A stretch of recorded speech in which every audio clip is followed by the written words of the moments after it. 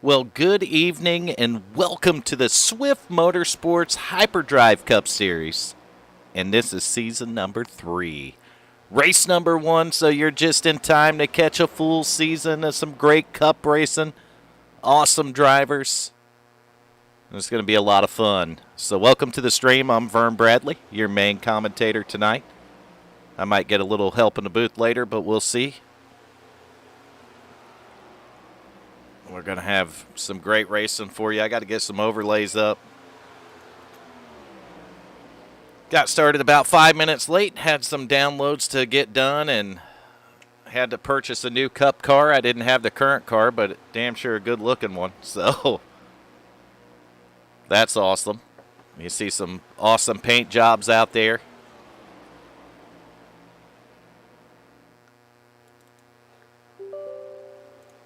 Got a couple things to load up for you real quick. We're going to have 125 laps of racing action for you.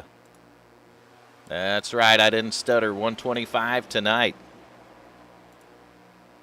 We do have some new overlays coming for this series, but tonight we're going to have to take it back to the one we ended last season in.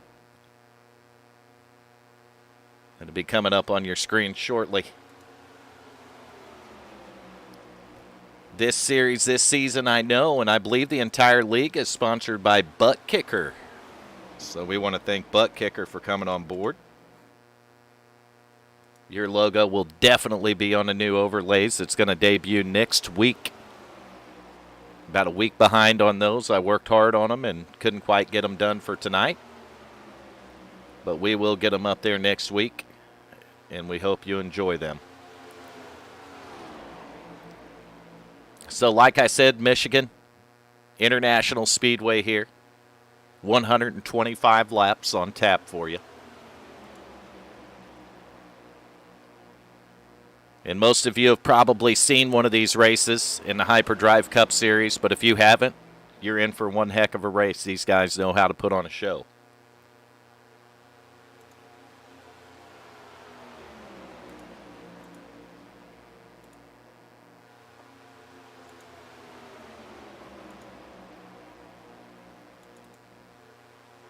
Taking a look at some of these cars drafting around here. This pack right here has been doing a great job running around each other. Those paints on those cars look phenomenal.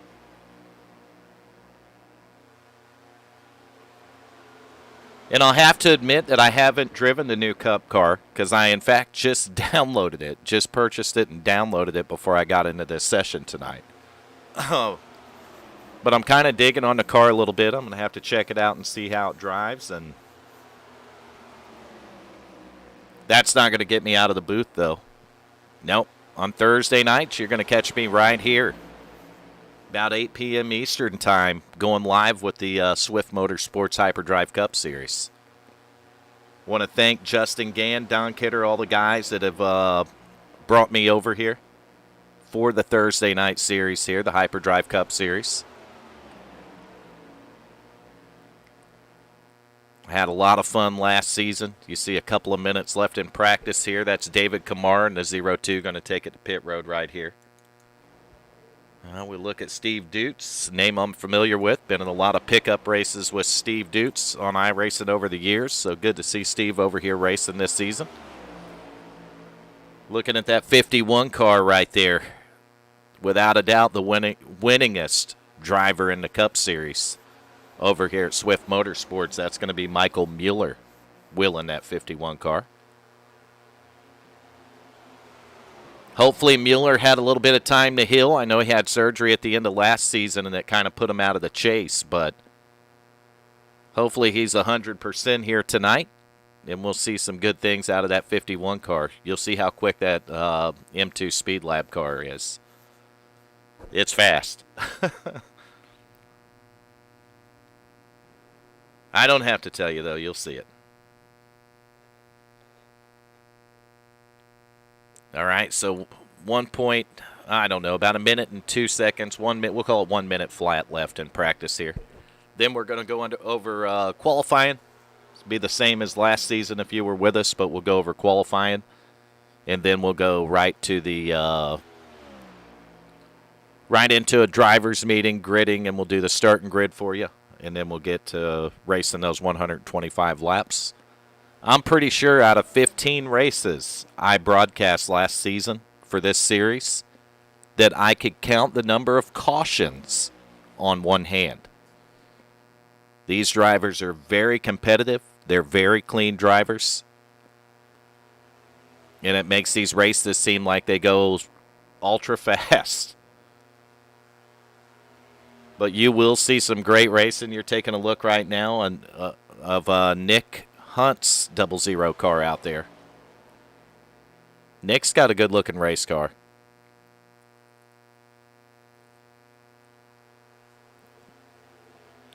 The car looks really good, but the back of it looks a little bit weird. It's like they shortened it up. Doesn't really have a quarter panel left anymore, but kind of ends at the back window, and that's going to do it for the practice session, and we're going to go into qualifying. So we'll see if we can catch a couple of these guys qualifying. Michigan is a big track, so we'll see if we can catch a couple of them out there. And if we can, maybe we'll jump on board with them or something and see. There's the 54 car. That's going to be Tommy Gossett sitting on pit road, getting ready to go. And there we go, 48 car right here, Steve Dutz. Go on board with Steve right here as he's going to make his qualifying effort.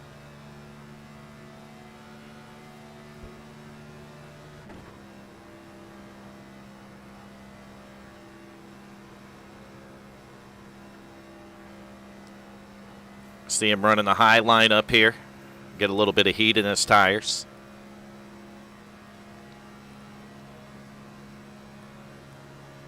Dashboard layout on this new car here. It's probably like the other one. You can select different dash layouts, I'm sure, but we'll go on board with a couple of them in qualifying so we can see. But we are currently on board with Steve Dutz, number 48 car, making his qualifying run for the Swift Motorsports Hyperdrive Cup Series here at Michigan. And when he comes across the start-finish line for his first lap, you see he ran the top of the racetrack. Now he's going to move down to the bottom.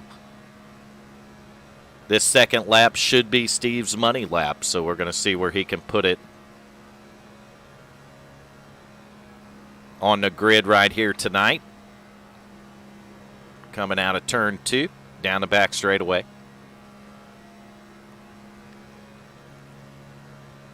It says he's currently 4th, but I wouldn't bank on that too much because, like I said, this right here is going to be his money lap.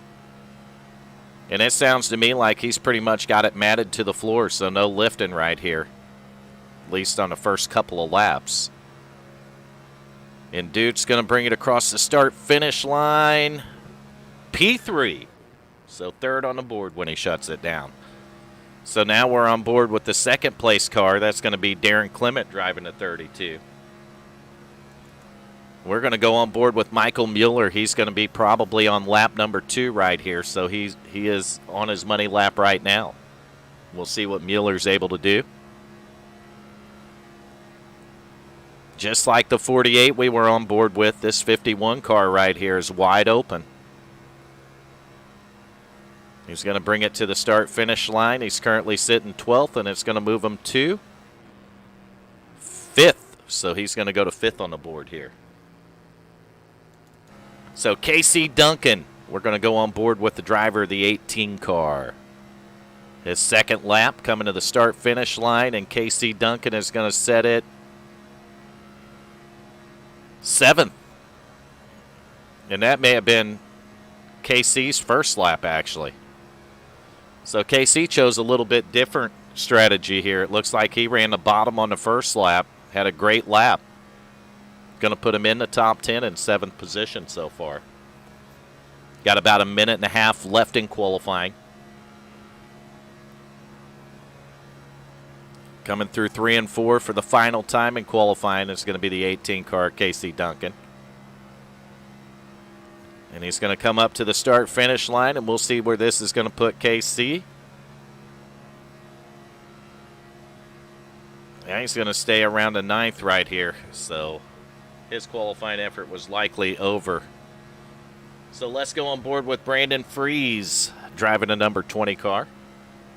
That might be a number change for Brandon this season. I think he might have been the 21 last season, if I'm not mistaken.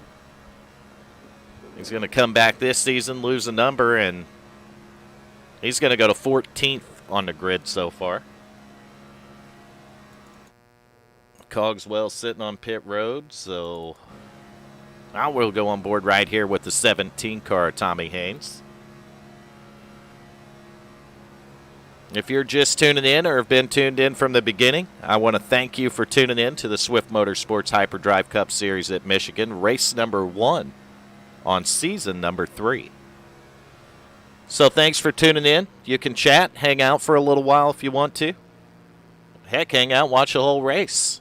We'll make it fun. These guys put on a great show, so see Tommy Gossett working the wheel back and forth. He's going to set it in the top 10 in the 8th position, so good lap there for Tommy. And that's going to do it for qualifying. So we'll see who our first one to grid up is so we can... All right, we got Andrew Mraz right here. So let's try to... There we go. They're going to start him at an angle on pit road. We're going to get to the front of the field, and while they're lining up, we're going to take a look at the...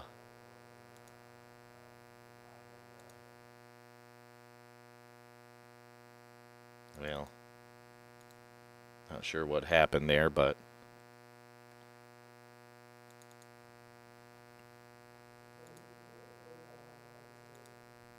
there's Nick Hunt and the 00 sitting on pit road, so we'll base it off of that. You hear the engines running. These guys are going to go over a quick driver's meeting right here before we get to doing some green flag racing. And then after that, we will be doing just that, green flag racing.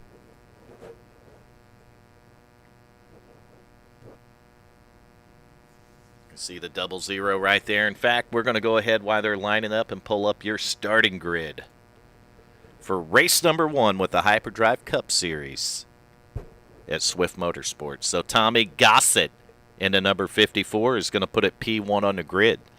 So Gossett's going to get the first pole of the season here at Michigan. Starting to his outside in second, great qualifying effort for this driver, Nick Hunt. In the number 00. So great job, Nick, on that second place qualifying run. It's going to go to third. We'll find Joshua Kanata driving the number 16. That's a new name over here, so welcome to Swift Motorsports Hyperdrive Cup Series, Joshua. And starting to his outside, that's a familiar name to us. That's going to be Andrew Mraz driving the number 4. Starting fifth tonight, another familiar name. That'll be Darren Clement driving the number 32. And to his outside in sixth will be Chad Osborne driving the number 5. Starting seventh, we talked about him a little bit in practice. That's at number 51 of Michael Mueller. Definitely, I think Mueller out of 15 races had like 7 or 8 wins last season. So watch out for that number 51 at Michigan here. Starting to his outside in 8th, another hot rod. That's at 17 of Tommy Haynes. Starting 9th, you'll see Gary Wells driving the number 11. And to his outside, we were on board with a qualifying lap with the 18 of KC Duncan. Duncan's going to be bringing, starting from the 10th position here. 11th, you'll see the guy we were on board with for both his laps. That'll be Steve Dutz in the number 48. In his outside in 12th, you'll see David Kamara driving a 02. Starting 13th is going to be Jonathan Cogswell in the 15. In his outside in 14th will be Katie Sayer in the number 19. 15th will be Brandon Freeze in the 20. And the Brandon's outside is going to be the 56 of John Wimbish, starting in the 16th position. Starting 17th here will be the number 10 of Gary May. And the May's outside in 18th is going to be the number 22 of Todd Cray. So I don't know if I hit the wrong button there, but we'll go to 19th. It's going to be Patrick DeSaliner driving a 93. And to his outside in 20, it's going to be that number 12 of David Medina Sr. Starting 21st, it'll show Don Kidder, but Don is actually an admin here. So the 03 car won't be making a start, but the rest of those cars in front of you will be making their first start of the season over here at Swift Motorsports Hyperdrive Cup Series. Brought to you this season by Butt Kicker. If you're into sim racing, you know that Butt Kicker name. And I think if you, I did check it. If you check iRacing Classifieds on Facebook, there was a promo code for a sale with Butt Kicker. So there's a promo code in there, and I don't want to go over a price or anything on it, but it's iRacing Classifieds on Facebook. Go check it out. It's a group if you want to join it. I am the owner of the group, so I can get you in there quickly, and we got quite a bit of members now, so there's definitely a promo code for Butt Kicker in there, so we want to thank Butt Kicker, not just for putting that promo code in our Facebook, but for also sponsoring Swift Motorsports. And it's awesome. You'll see their name on the overlays next week. I work frantically to get these things done, and they're not quite 110% ready, and I don't want to put up an unfinished product. So we're going to go back with what we know worked last season for the first race here, and then next week we're going to break out the new hardware and see what it looks like. But you hear the guys, they do a quick drivers meeting before these races here, so you can hear the guys now starting to load into their cars, rev the engines up a little bit. This is a new car for us this season. So we got new Fords, Toyotas, and Chevrolets alike, and you can look at these cars. You'll see it on the track tonight on the stream, but they have really shortened up that back of that car. That back window almost runs all the way to the rear spoiler now. So it looks like they knocked about a foot or two off the back of these things. Maybe it made them a little bit faster. Jessica, thanks for the comment for Todd Cray there. Good to see Todd back again. Todd Cray, one of those cars you want to keep an eye on. There's Macaulay. Yeah, Michael, they had an update, man. I didn't realize it either, and I went to get in to watch it, and it told me I had to go to the cart and purchase something. I'm like, what? I've owned a Cup car on here since the Cup cars come out. I've been a member on iRacing since 2008 in beta, but sure enough, there was brand new Cup cars, and I didn't want to buy all three of them, so I just got the one car. And we are pacing, getting ready to do some racing here. And I'm going to look for the 54 car so we can get to the front of the field right here. A little bit closer view as we're behind the pace car. You see the 54, 00, 16, 4, 32. Right behind the pace car here. Yeah, the update's not real big, though, Michael. You can take your time, man, if you want to come in here. Just take your time. So looking at the whole field as the pace car's in.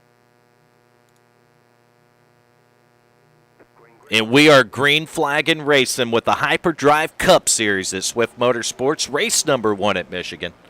And there they go. 54 Tommy Gossett going to start off first from the pole and take the lead going into turn 1 right here. You see the field lining up nicely behind him. He's going to have, we do our timing and scoring update just like we do every race at the start of these things. And Tommy's going to have the 16 right there of Joshua Kanata, and Kanata is going to get a little drafting help from the 4 car of Andrew Mraz, and Kanata is going to briefly go up to the lead.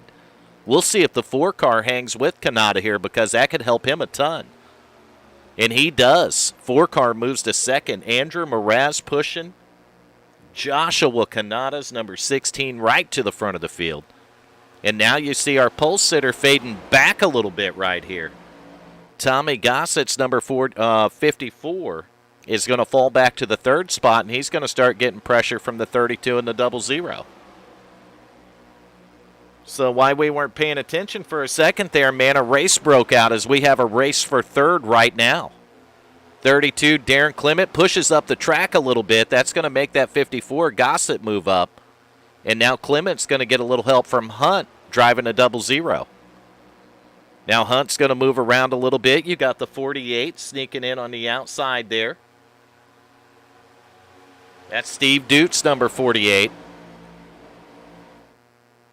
I told you to keep an eye on that 48 and Steve Dutz. I did a lot of pickup racing with him in the hosted session on iRacing over the years, and Dutz and I have done some pretty good battles, and he's a heck of a wheel man. So good to see Steve Dutz over here in the Hyperdrive Cup Series this season.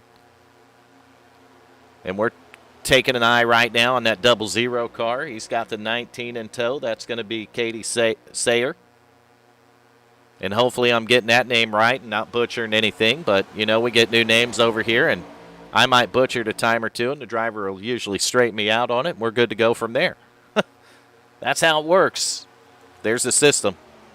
So back up front, Joshua Kanata in the 16. Still holding about a tenth of a second lead over that number 4 car, Andrew Morass. Third place, the battle still rages on. The 32 of Darren Clement's going to get around the 54. And you see the 17 of Tommy Haynes going to try to follow the 32 suit and maybe try to get around the 54, but the 54 actually picked up a draft from the 32. The 17 had nobody, and he went backwards. So Tommy Haynes going to lose a spot when he tried to gain one, and he may lose more than that, but nope, he's going to skate in line right in front of the 48 of Steve Dutz, and all is fine. All is well. Really close race in the start here, working lap number 5 of 125, and you see Darren Clement now in the 32 starting to go up and pressure the number 4 car, Andrew Morass, for the second spot. Morass has it. 32 wants it, but the 32 don't have any drafting help. Man, the draft is playing a big role right here. I wondered with this new car, because like I said, I just updated to it tonight. And I wondered how much, how big the draft would play a role in this. And you can see that if a guy gets down there by himself and he don't have any help, he's not going to go forward. He's actually, in fact, going backwards. And that's what we're seeing as I'm watching a battle for third right here. Nick Hunt driving the number 00 car right there.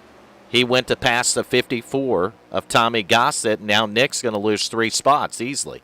He may lose more than that. The 32 briefly looked to the inside. So for the exception of the top 2 right here, it looks like a lot of these guys have been moving forward and then falling backwards when they're trying to make moves to go to the bottom. A lot of this is drivers kind of feeling out this new car themselves. These drivers are feeling the car out, and they're going to drive it down there to see, what it takes, or if you can pass by yourself. They don't know.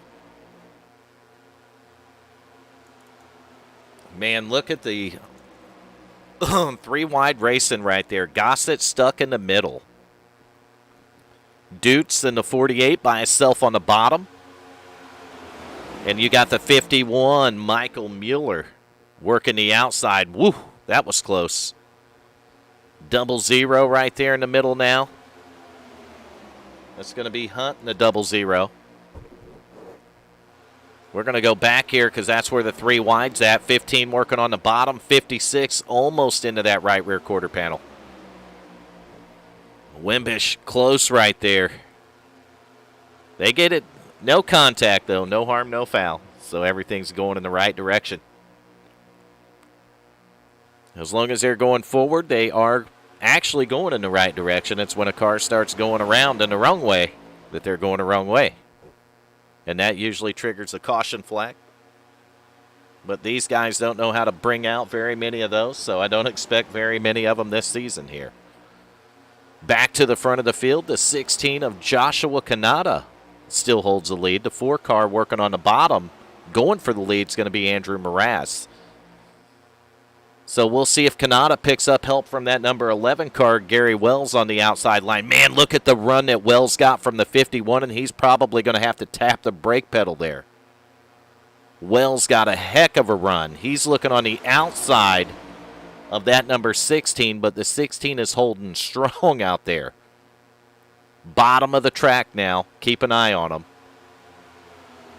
We got the 4 car. We got the 93 of Patrick DeSoliner behind that 4-car Mraz. And they're trying to go somewhere. Man, what great racing as Kanata in the 16's able to hold on to the lead. And we're back to 3-wide racing again.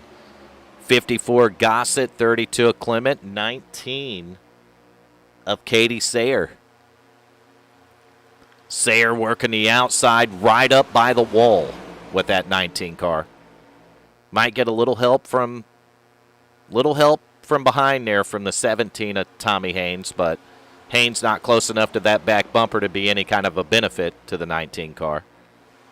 And you see the 56 and 17 back there, teammates, real close racing. And I believe Todd Cray's back here in the 22 car right there. Hot Wheels car maybe. Yes, indeed, Todd Cray rocking the Hot Wheels paint tonight. Or today, because we're actually daylight here at Michigan. They don't have any lights around this big old track, so I think the only version of it we get is the daytime version. Man, look at them fan out here.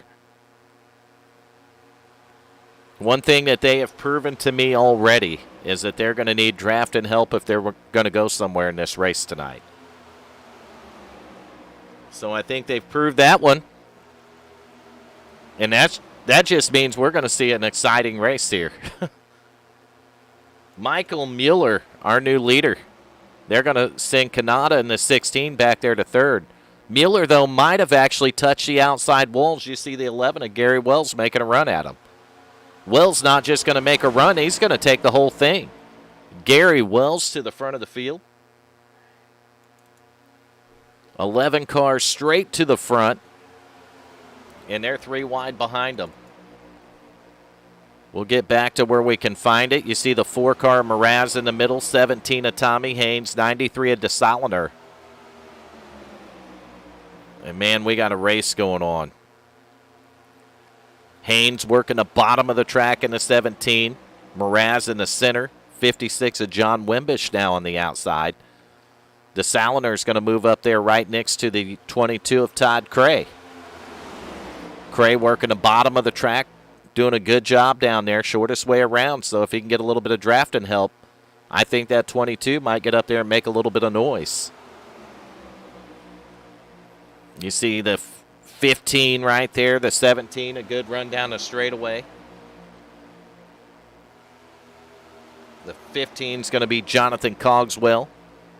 Now the 4 Mraz is going to pull behind the 17. The 22 is going to move up in line in front of Wimbish's 56, but Wimbish is going to make a hard left and go around him here. Ooh, little bit of side drafting right there. Kind of close quarters as that 22 is going to look in the middle of these guys and try to split the middle. But he's going to pick up a draft from the 56 briefly. I'll tell you what, I thought the 22 would have got shuffled a little bit there, but he didn't. Todd Cray able to keep the momentum, but he's got company on the bottom now. The 4-car Mraz got a great run. Leagues. Or no, hosted. I'm sorry. It'll be under hosted. Sorry about that, Michael McCauley. Now the 56 is going to be stuck on the bottom, fade back a little bit. Michael Mueller, the 51, currently your leader.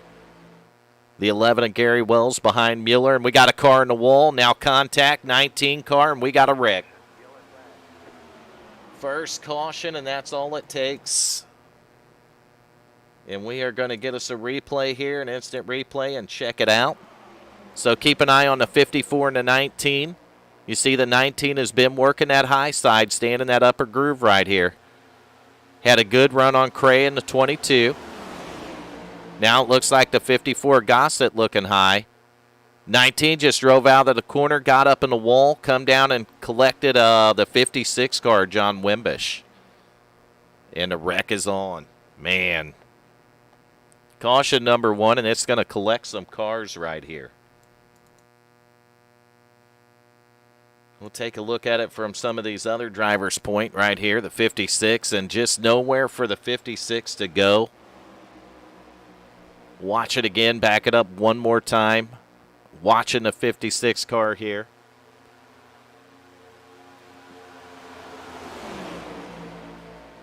You'll see the 19 get into the wall. 56 right there, nowhere to go. Takes it right on the front end, and we got several cars involved in this one right here. You see guys cutting down through the apron to miss it, but, man, that's unfortunate. You don't want to see that. Collect so many cars, but pack racing like that, that's kind of the that's kind of one of the downfalls of it. And I know previous season, last season, there was no fast repairs. So you see the cars are going to take advantage of the first caution on lap 17, though, to come down and get them some fuel and tires. Oh, and I'll probably have to find the rules and read it a little bit while we're doing the cautions, and that ought to help out.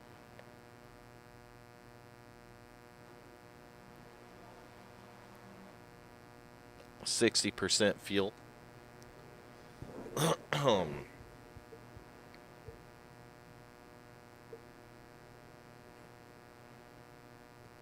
Looking at the points, just kind of reading through a little bit, because I know they didn't have a fast repair last season, and I'm assuming that's probably in place this season too.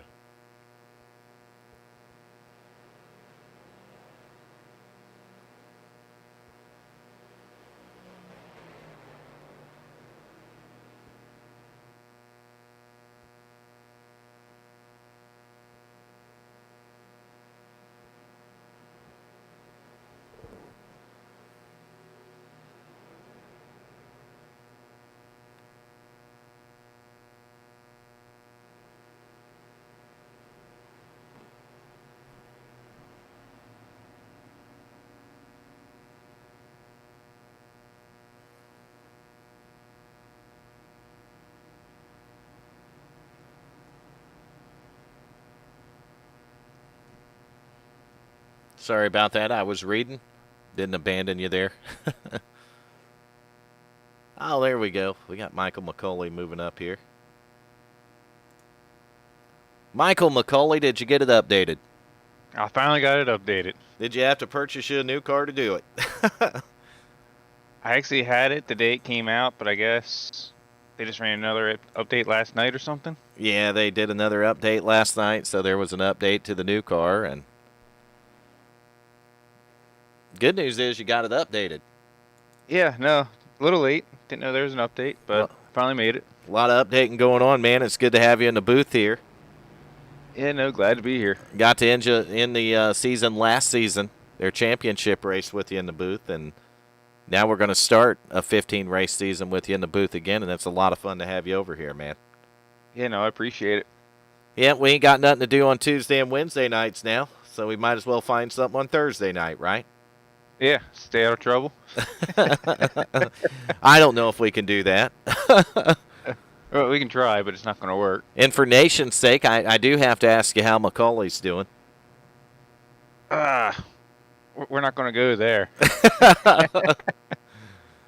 Yeah, Nation, he tried to help me out, but earlier, and I was being stupid, and I have new overlays for them made up, and Nation helped me considerably on it, and I literally have like a 2-minute job to get them to work, and every time I go to do that, I can't remember how.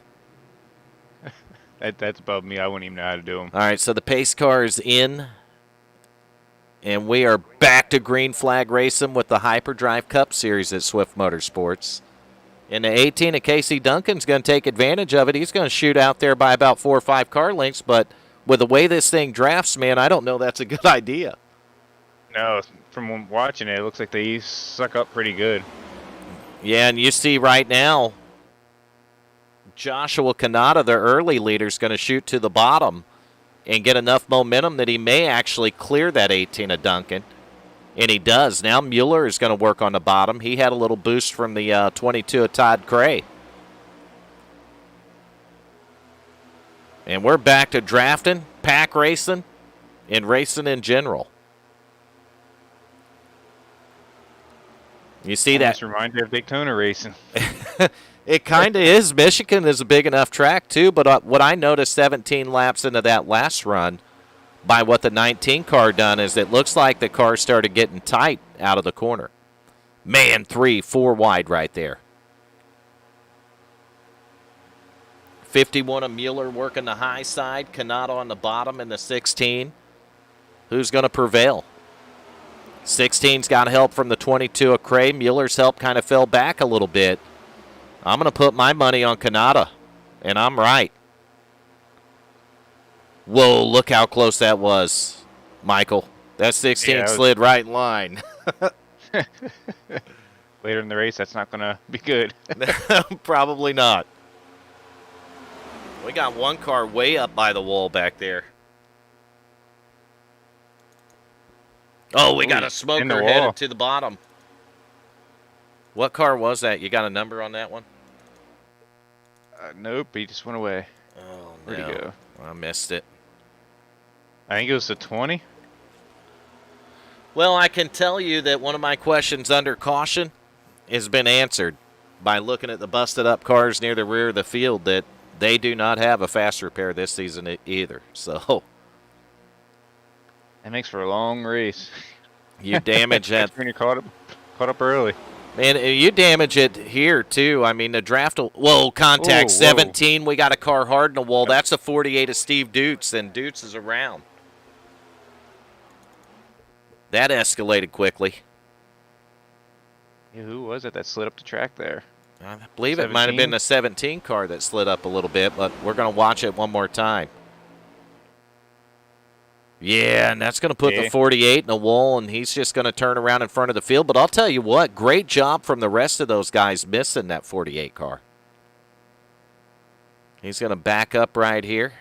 No other contact, it didn't look like, so great piece of driving from some of those guys. One of those cars was the Napa car, and I don't know who's in that thing. I'm going to figure it out, though.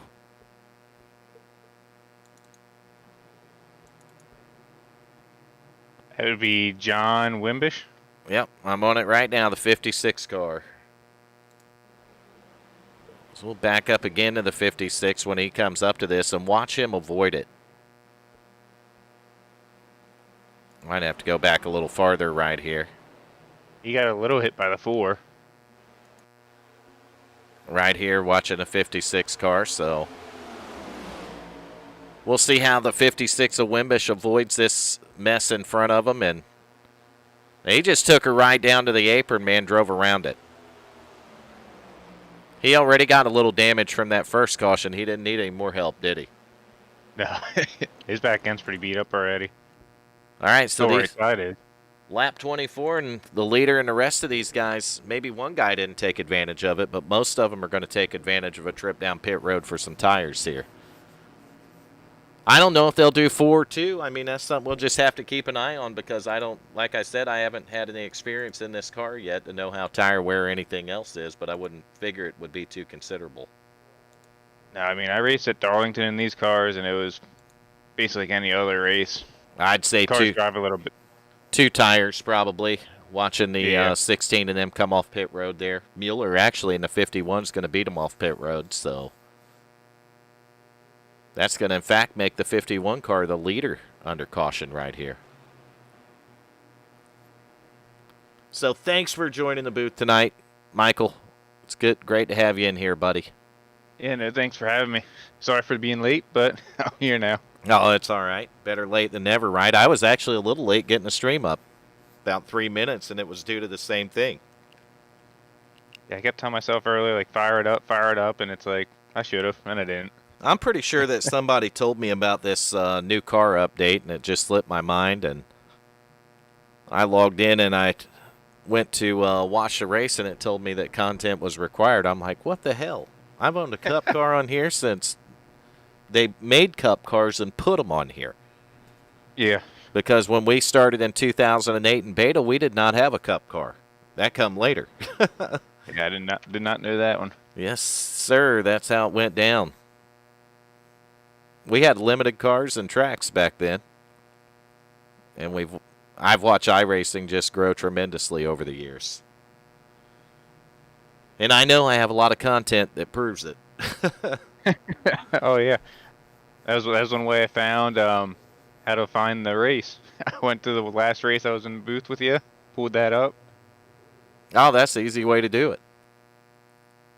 All the instructions right there. All the instructions were right there, huh? All right, so man, there's a few of these guys that got some damage here now, and like I said, I don't know how this car's going to react when you bend it up a little bit.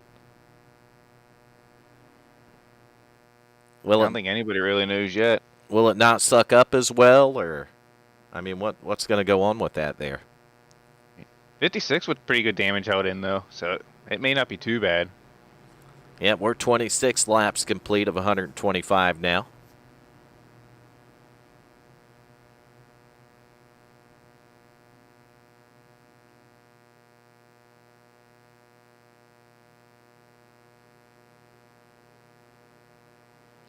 They're getting 2x2, so I'm kind of going to suspect we're getting ready for a restart. Yeah. Do they have a choose rule here? That the leader gets to choose high side or low side? I don't know. I was reading up in the rules a little bit, but I didn't really see that. But I didn't have time to read them all. And I'm not going to do it now because we got the pace car in, and we're back to green flag racing. Michael Mueller in the 51 is going to get a great start, reassume the lead, and he's going to have Joshua Kanata's number 16 behind him. Gary Wells in the number 11 and third, and you see Todd Cray's number 22 working in the fourth spot back there. If it looks like we're a long way away from the battle, we are, so we're going to close it in just a little bit here for you. Hey, they got single file on this restart. Yeah, I think that there's enough carnage that I wouldn't be surprised to see a little bit of single file racing right here now. Yeah, get some laps under them. Yeah, there's still a long way to go, so under 4, Bender. What do you think, Macaulay? I'm going to go right at 4. So you're going to go 4. I'll say 3 since I'm saying under 4. If you would have asked me before this thing started, I'd have probably said 0. Yeah, I would went 1 or 2 at most. But the way this car is, from what I can see so far, it's kind of going to be – the potential's always there. You have to have help to go somewhere. Well, 5 made a move there. I don't know, though. If you think about it, I think if a guy laid back a little bit, he could probably gain enough momentum to solo pass somebody. So, yes, under, Bender.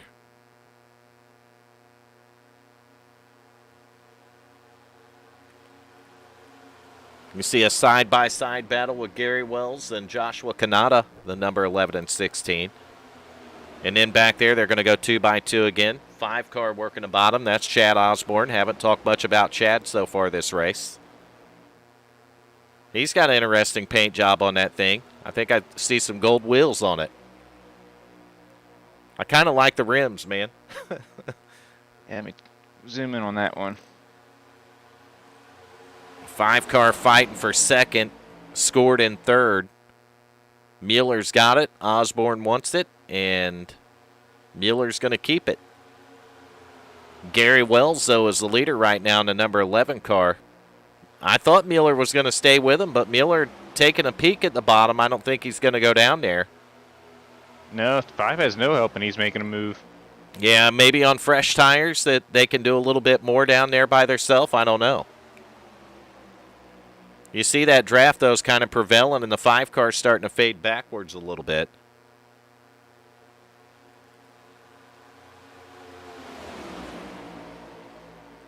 So there's the 11 of Wells leading, 51 Mueller second. Third is going to be 16 of Joshua Kanata. Back and forth, you'll see that Hot Wheels car, the 22 of Todd Cray.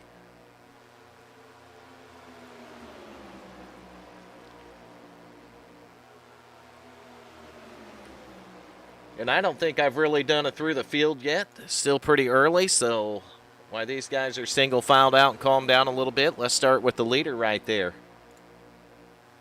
Gary Wells driving to number 11. He's got it in the right spot, drove it to the front of the field, and I think that's where you want to be. Look at Mueller, though, working on him in the 51 back there in P2. Yeah, I think Mueller's trying to find a way to get around him. That's the M2 Speed Labs car, Michael Mueller. This guy won a lot of races last season. A lot of them. That 51 is fast. He was out towards the end of the season with surgery. Hopefully he's feeling good tonight, and if he is, that's going to be a driver to keep an eye on.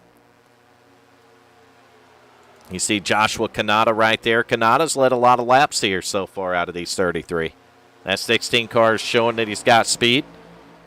Didn't have the opportunity to see Kanata race that 16 car with these guys last season. But they got him this season, and he's looking pretty racy so far here in Michigan. But a driver I have seen race, and I've seen win, is the 22 car right here, Todd Cray. I heard a rumor that Cray was going to make it up to the Cup Series, and he did. I like that paint scheme, too. Rocking the Hot Wheels paint on the 22 car, and man, he's if the 51 and the 4 and them are going to have competition, that 22 car is going to bring it, man. Todd Cray is one heck of a wheel man. Rocking the 3rd or 4th spot right here. We're going to go back one more to 5th spot. Another car, we've seen him, this driver right here, Michael, we've seen in a little bit of, we had 2 cautions, and I think he might have got a piece of both of them. Yeah, I think so. I think he was more damaged in the first one. But he's proven a little damage on that car isn't hurting him too bad. Looks like the right rear of the car's got some damage on it, possibly even the right front, as Wimbish is in the 6th position here. Now he's fading back a little. Yes, damage may be setting in now. So we'll jump up to the 5 car right here. I don't know if those wheels are gold. They might be green. I don't know. Ooh, real close with the 4. We got a slow car on the bottom. So the 5 car is going to be Chad Osborne. Osborne don't have no help, and now he's going to go backwards in the 5 and lose a few spots. So Osborne went from the 5th to the 8th position as he fades back in line. I'm going to go with gold on the wheels on that car. Yeah, I think they're gold. So Gary May is the, Gary May in the 10, the driver that snuck up there. Now he's going to fall to the bottom. We'll score May in the 7th position right now, as you see Wimbish in the 56 car work by. But I wouldn't be surprised if that 5's able to get by him too, Chad Osborne, because I don't see much help for May. No, I think you need the draft in these cars the way it's looking. Now we're going to take a look at the current 4th place driver. That's going to be the number 4 car, Andrew Mraz. I know Mraz is a teammate to the 51 of Michael Mueller. Mueller's up there in the 2nd position. Man 3 wide up once again right here. 15 of Cogswell right in the middle of it. So we were on with Wimbish. I think we've covered Todd Cray. All those guys are done, so let's jump on to 15. That's Jonathan Cogswell, scored in the 9th position, still inside the top 10. You see the number 3 car working around him right there.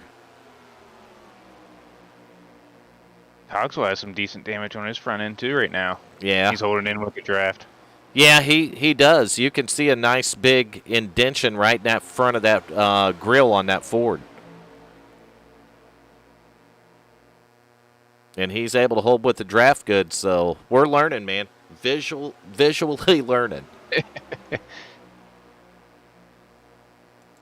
All right, so let's go to the 0-2 right here.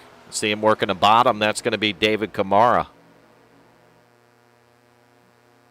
That's a good-looking paint job.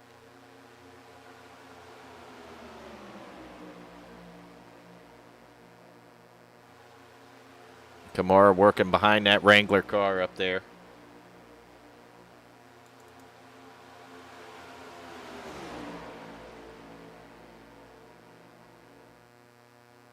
I don't think they're settling down there. They're still racing pretty hard. Yeah, and the Wrangler car is actually the number 10, not the number 3. It's showing up the number 3 because I have custom numbers on. And they will make him change that. But it is the first race of the season, so that stuff's not worked out yet. As you got Jonathan Cogswell right there.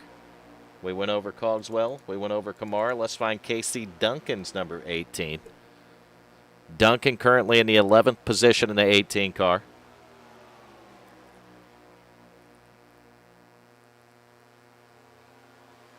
Got the black and green paint scheme going on. A lot of these guys rocking different paints from last season. Not the same thing, man. The 17 right back there, Tommy Haynes, is one of them. He looks like he's rocking a bootlegger paint scheme on there. I believe that's what it says, huh? Yep, it's bootlegger. I think it says John's bootlegger on it.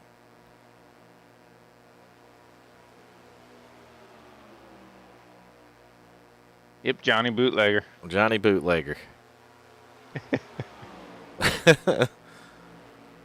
Interesting paint scheme right there on the 17. So we're going to find that 00 right here. Nick Hunt in the 00 car. The 21's right behind him. I don't think that's the 21. I think it's the 93, but nope, it's not. 93's on pit road. That probably wasn't. I think it's the 20 Brandon Fries. Yeah, it's Brandon Freeze in the 20.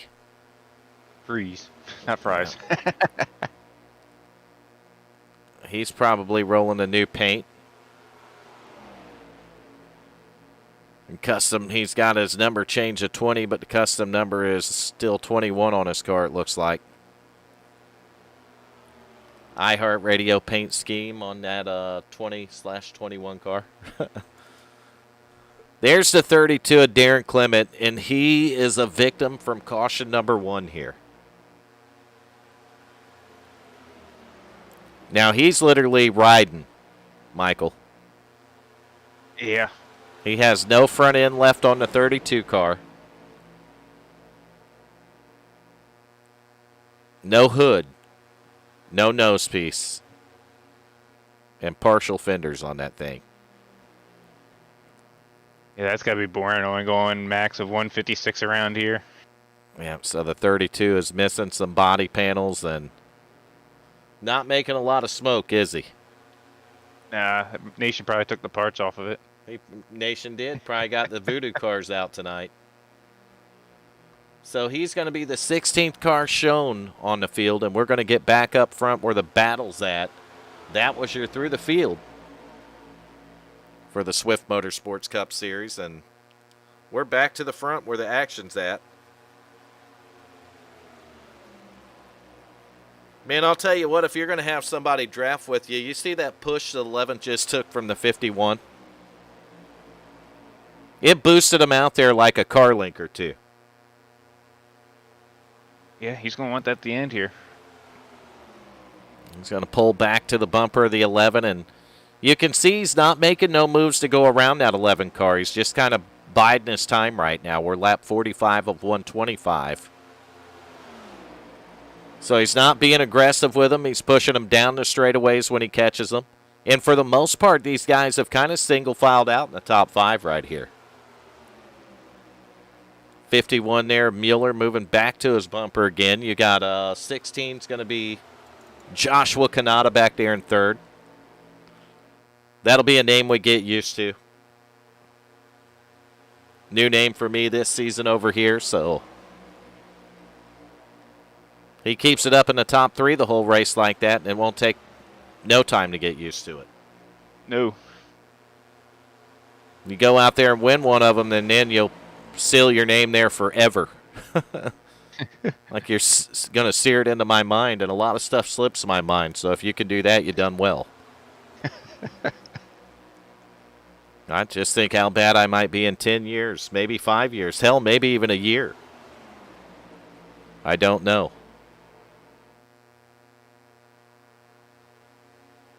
If I'm still broadcasting the same series 10 years from now, I think it'd probably be pretty awesome, Michael. Oh, yeah. That'd be pretty good. Be a pretty good run, wouldn't it? Oh, yeah. And you never know, I might be. I've been on iRacing since 2008, so anything's possible at this point. Yeah, you made it this far. I've been sim racing well over 20 years. I don't know if that's something to brag about or if it's just that pathetic, to be honest with you. Well, you definitely have the experience. Yeah. No, it's been a lot of fun. It's been a great hobby. It seems like these days it's becoming more than a hobby for me since about 2015 or 16 probably. And then we've seen a big growth in iRacing in the past year and a half in particular since the unspoken virus hit. Yeah.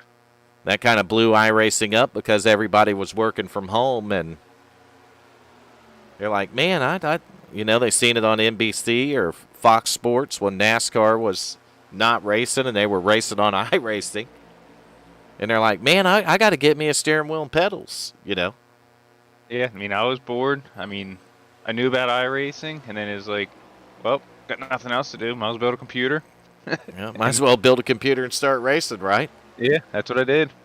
Then we got the Bitcoin thing took off again and the great graphics card shortage of 2021. You'll start seeing that come to an end around August, September time.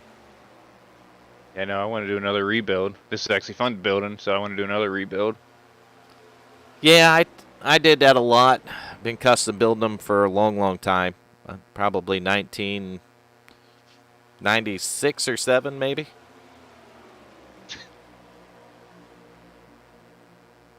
It seems like they're going to start pit stops here. They might be, and there'll be green flag pit stops this time. Yeah. Take an overhead view of them here.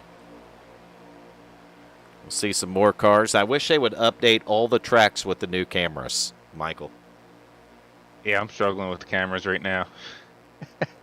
We need the new ones where they do the scenic and the dynamic view. Yeah, that'd be nice. Oh, yeah, green flag pit stops right here. You got 1, 2, 3, 4, 5, 6 cars. We got one coming in hot. Ooh. 2 come in hot. That was the 10-car May at the end there. He come in a little warm. He wasn't really hot.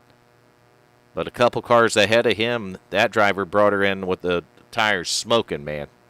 Yeah, him and the O2 came in real hot. O2 come in hot. You see these guys. That was your leaders pitting right here. Kanata, 51 there. Mueller, 11 of May. And that's going to hand the lead over to the 22 right here, Todd Cray. There's the 22. So Nation taught me something today when I'm working on these overlays, right? I'm trying to get them to work. So I'm like, man, we got to get this logo in. We got to get this logo in, right? And I'm telling them, and I'm like, I wish we could put something down on the bottom left of the screen or something, because there ain't nothing down there. And he said, we can. And I said, well, how are we going to do it? He said, Vern, we got literally a 1920 by 1080 platform that we're working with. He said, I can put an image anywhere in that screen that you want it. And I'm like, well, what kind of magic are you working to make that happen? I had no clue, Michael, that we could use that whole platform like that, but apparently we can. And that changed everything and then got me behind on doing what I needed to do to get those things done. And I had the overlays ready. It literally is ready. But I can't get it to load right on ATVO. And there's something I got to do it, and I can't remember what it was. I've only done it 150 times over the past 3 or 4 years. But for the life of me, I just can't figure it out. So Todd Cray, I don't think, in the 22 has been to pit road. And I think I'll be honest, that 15's not really close enough to benefit him for a draft right now. So Cray's got to be losing a little bit of time, but maybe there's a little strategy in the play here. I don't know if there's a fuel strategy, if you can really save in these, or... I don't know, but he's still out there. But remember, they had a couple of cautions, but it looked to me like all the cars come to pit road on both of them. I don't think I really seen anyone that stayed out, so I don't know how the 22 saved it, but he did because he's still out here lapping, or those guys pitted early for tires. Maybe the car started getting tight. Actually, he may have pitted on 52. Oh, you think he might have already pitted? And actually, he did pit. Cray's the leader.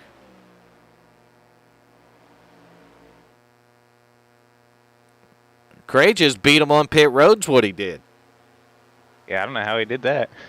Todd Cray, maybe he two-tired it, but he beat him on pit road right here. In second place, I'm scoring the 51 of Michael Mueller back here. He's got help from his teammate now. That's a 4 Mraz. So Andrew Mraz is able to take the 4 car up to the third position. And that's going to move Kanata 16 back to 4th. So you got 2 teammates hooked up right here, Michael. That might be bad news for the rest of them as they're going to run Todd Cray down. 51's going to move to the bottom of the racetrack, and they're all going to go with them. Cray needs to slip in that hole right there. That gap was opened up between the 4 and the 51. I thought he might shove the car down in there and close that thing off, man. Yeah, it was there for a second. But Cray is going to go back to the back of that pack. He'll fall in place in 5th back there behind Gary May. Or Gary Wells, I'm sorry. Sorry about that, Gary Wells. I do know the difference between you two. So Cray's going to fall back to 5th, and then we got a little bit of a gap back there to Cogswell in the 15. So we kind of got a lead pack trying to break away a little bit now. And I would think that this second pack would almost have to stay in line to run those guys down. Yeah, they just hung Cogswell out to dry there. They did. Cogswell got stuck on the outside, and them guys are like, see you, man. And that's going to be the 5 of Chad Osborne, the 56 of John Wimbish. The 10 car that looks like the 3 car, but it's really the 10 of Gary May. And then you got the 02 of Kamara, and then finally that 15 of Jonathan Cogswell. And that's going to be your second group of 5 cars. So you got a first group of 5 and a second group of 5. And then Casey Duncan's going to be a ways back from them. 7 seconds to be exact. And they're going to be, 4 cars in this group. No, 3 cars maybe. Yeah, 3. 3 cars. You got the 17 of Tommy Haynes bringing it up the back of this one. So 3-car pack here, about 7 seconds behind the second 5-car pack.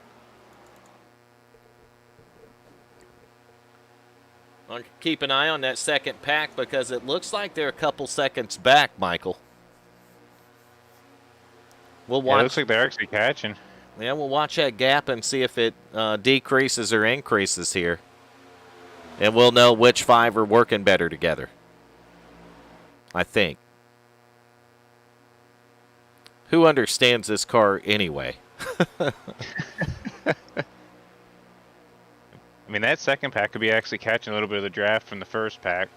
They might be. Gap now is 1.8 seconds, so they knocked about 0.2 off the last lap alone. Which in theory means they are catching them. Nope, not in theory. In fact, they are. If you knock time off, you're catching them, and that's not a theory, right? Yeah. A theory would be if we lined up and ran close together, we may be able to run faster than the group in front of us. That's a theory. Well, that first pack's racing now, too. That doesn't help them. That second pack's bringing it on now, man. Chad Osborne in the 5, 56 of Wimbish. They're making a little noise back here. And we are about a lap and a half away from the halfway point of this thing. These laps have been ticking away since that second caution fell. You know, They're going pretty quick now. Yeah, lone green flag run, man. It kind of sorted this field out a little bit. Cogswell, though, that 15, he's the car that's got all that damage in the front. So he's probably not the guy you want leading the pack. Yeah, it may be why they shuffled him out there. I would imagine it is the 5 of Osborne doesn't have the damage. The 56 doesn't have much of it, and the 10 back there, that Wrangler car of Gary May, doesn't really have any as well. So 0-2 of Kamara. Those cars are in pretty good shape. Cogswell's got a pretty good dent on the nose of that ride. And, man, he might be struggling to hold on to this draft a little bit right here. He's still there, though. Yeah. He just can't suck up to him. Man, It's like he has a wall in front of him. 5's getting a good push. It looked like they got about 1.6 seconds behind that group, and they've kind of fallen off a little bit. Now it went down to 1.4, so that push to 56 give the 5 was definitely helping them. In the first group, a little bit of change around is going to put Gary Wells in the 11 up to the lead. Mueller in the 51 the second, Mraz in the 4 back to the third spot. Kanata in the 16 back to fourth, and Todd Cray's 22 hanging on in the 5th spot back there. I don't know, if I was Cray, I might kind of hit the brakes a little bit, back up to that second pack and pull them up there and get a run on that bottom side. Yeah, it'll be interesting when the second pack gets there, if they just fall in line or if they try to pass them all. I think that would just be for testing purposes since we're at the halfway point. You kind of got to test what might work later. You know what I mean? Yeah, I mean, you got one more, at least one more pit stop. Oh, they're wrecking.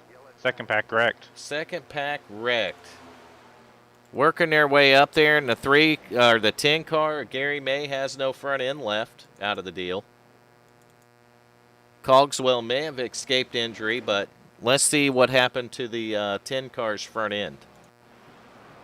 Oh, the 5 car Chad Osborne. That poor feller got jacked up, didn't he? Yeah, I think he slid up there a little too much on the 56. Man, and you hate to see it. The 56 is caught up in it, but here we go. 56 got to his outside, and I don't think the 5 realized it. No, and that could be the project of just the new car no one knows. And there's, man, considerable damage on the 5 and the 56. Osborne, Wimbish right here. Their pit stop should be a little faster because I think there's only one big lug nut on these wheels. Yeah.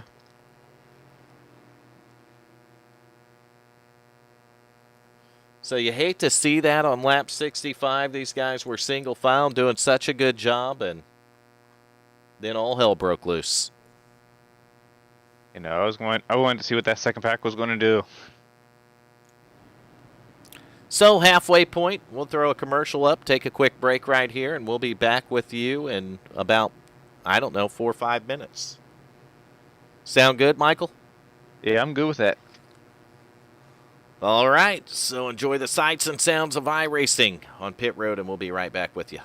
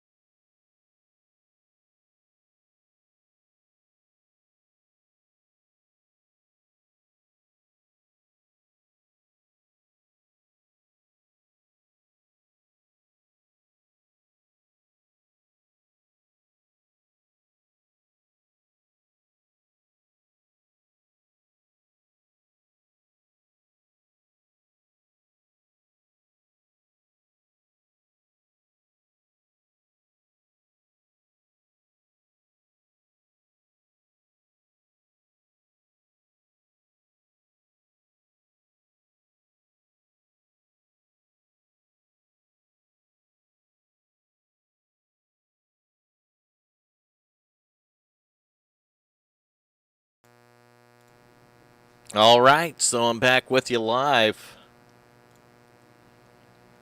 Swift Motorsports Hyperdrive Cup Series. Brought to you by Butt Kicker. And we are at Michigan Raceway for race number 1 on the season here. We are just over the halfway point. We've been slowed by a few caution flags, and you're taking a look at the field and the cars that are able to continue on right here. As the pace car's in.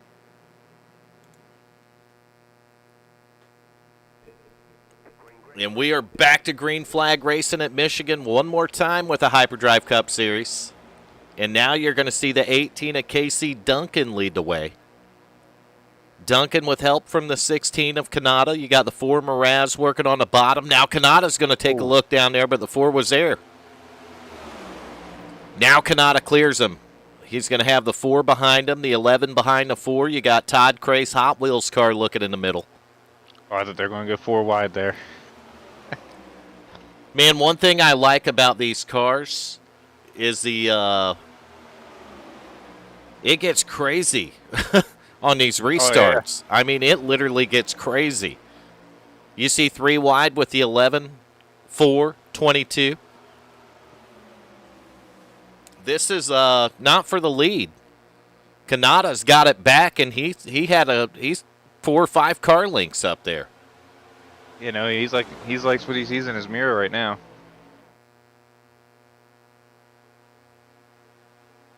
But that might change here soon. I don't know what YouTube's doing. The audio stream's current bit rate 0 is lower than recommended. My bit rate is about 9,000, YouTube. 9,000, that's far above 0. I'm going to have to back that down, I think. That part I don't understand. You got to have horsepower to crank that bit rate up, and I got some horsepower, so I try to turn it up and make our streams pretty decent quality, but yeah, YouTube and Twitch do not like it at all.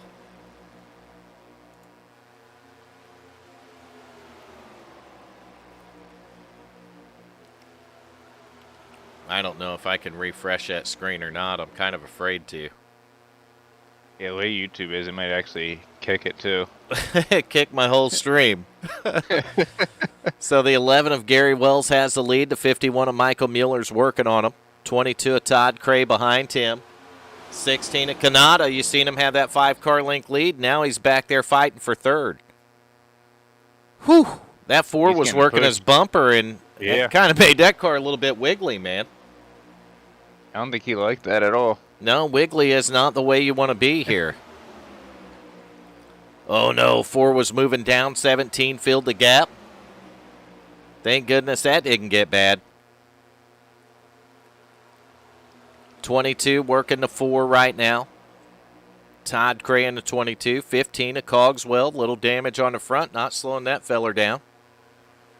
He's working the back of the 22. Now he's going to hang a hard left, try to go around the guy. My front end might be pushed in, but I'm still fast. Hold my beer. Watch this. Oh, that didn't work. Nobody helped them on the bottom, and they're just freight training them now.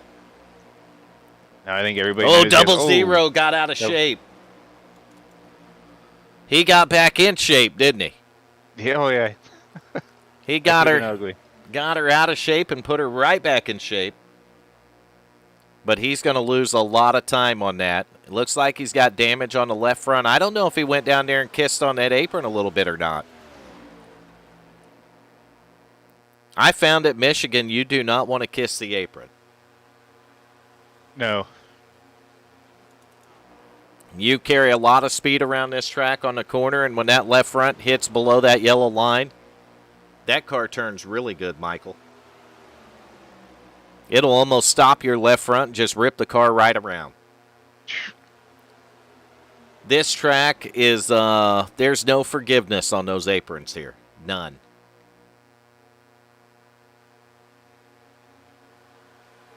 Yeah, it actually looks like the preferred line's going to be the high line in this car. I don't know if that's the same as in the other cars or not. Well, not all the time. There's sometimes the way the setups are, you can work the bottom around this place. But here, you're right. I mean, they're working the top of the racetrack for the most part. They're keeping what they're doing is this car's under horsepowered, so they're keeping the momentum up on them. And sometimes the best way to keep her wound up is right up there on that high side. We got a pass going on, or an attempt to a pass right here. That's the 4 of Mraz trying to get around the 22 of Cray. Mraz all the way on the bottom of the track. But, man, unfortunately, Cray's in that draft right there, and the 4 couldn't do nothing. He might have cracked the wall a little bit I there. think he might have. I think I see damage on the right front of that 4 car now. I'm going to have to take a little bit of a different view here. Nope, I don't see any damage. False alarm, but that is a pretty paint job. You get a close-up of it there. Good-looking color on that car. Got the Shell logo on the hood.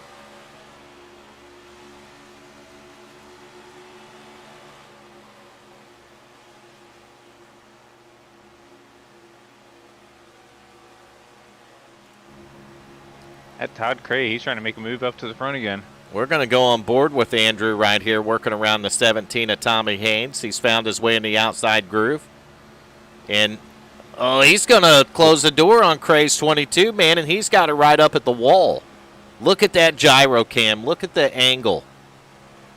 How much banking there is in the corners here at Michigan. That's why you can hold this thing to the floor. You drive into the corner here, it's like you drive into a wall, literally. And you see it with the gyro cam, how much angle is in that car. And this is what it's like drafting at, I don't know, what's their speed right now? 180? 180. Almost 190 right now. Almost 190 miles an hour around Michigan.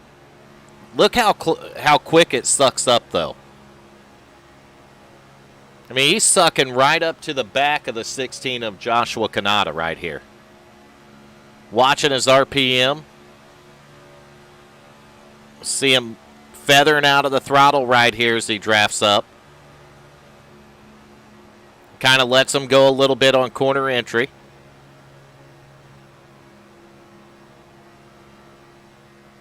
And he's working right around the wall of the track, so right up at the top.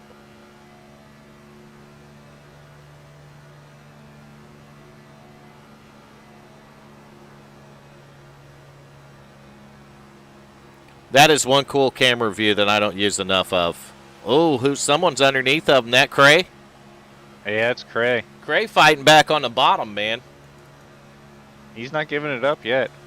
Well, he had a run down there. We're going to get on board with Todd Cray. You see the 4 car. We were just on board with him. That's Andrew Mraz. And now the 17 of Tommy Haynes just bootlegged right by him. He pulled old bootleg out on him, Michael. Oh, is he going to give him a bump? He could have given him a lot of bumper love right there. You seen how quick he closed up on the 4 Mraz. You close up that fast, sometimes you got to love on the bumper a little bit. That's 17 fighting hard on the bottom. Tommy Haynes is giving it all he's got. Coming up on lap 80 of 125, so the laps are really starting to wind down now. They still have one more stop here. Man, Cray got a run, and he's going to take it all the way to the 16, maybe the 51. Holy crap. Todd Cray with a move right there. But now they're down the straightaway, and all those spots are going to go back again. That's the shitty part about it. 15 inside of them now. You work that hard to get up there, and then you lose your draft, and it's like the wheels fall off of it, man. 17's going to take a spot away.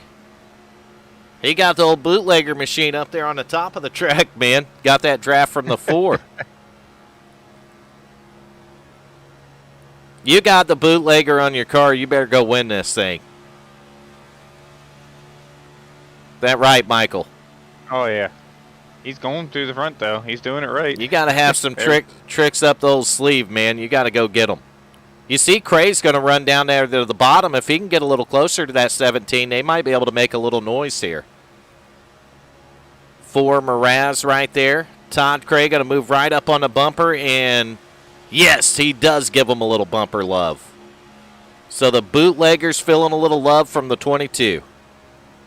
Look at the shove it gives him, though, how close he gets to the front of that field. Oh, man, don't hang out Cray. Then the bootlegger left him, dude. He hung out the 22. Yeah, that's frustrating.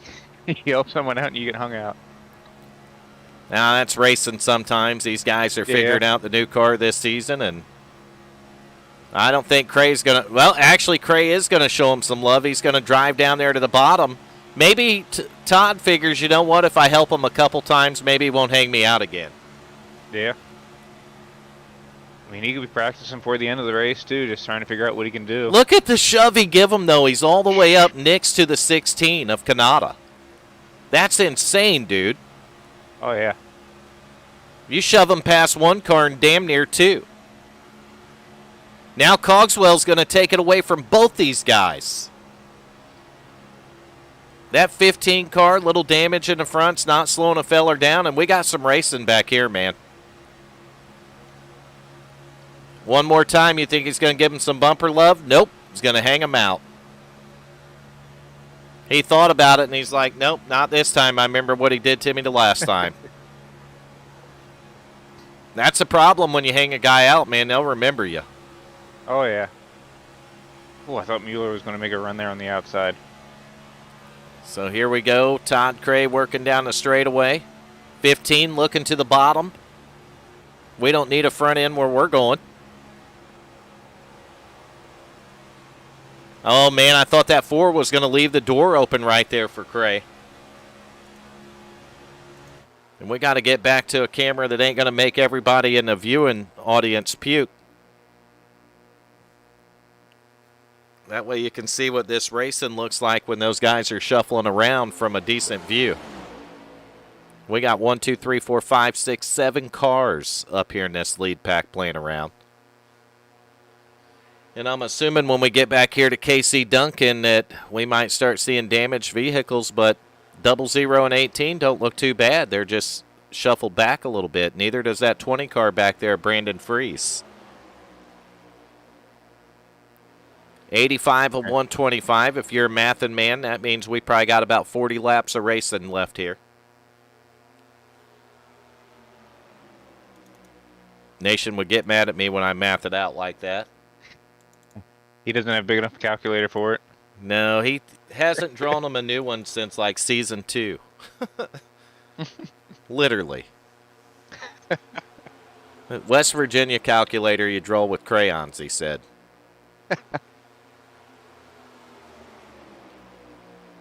$17 now working the bottom. Man, I'm telling you, Tommy Haynes is working his way up there. He's found something on that bottom line. I don't know what he found or who was down there, but he's making it work as he's side by side momentarily with the 51 of Michael Mueller, and that was the second place car. I'm wanting to almost gamble and say that the 22's been down there boosting him a little bit. And now that 10 car working the bottom there, no front end. Shouldn't be no problem for these guys. They'll drive right around them.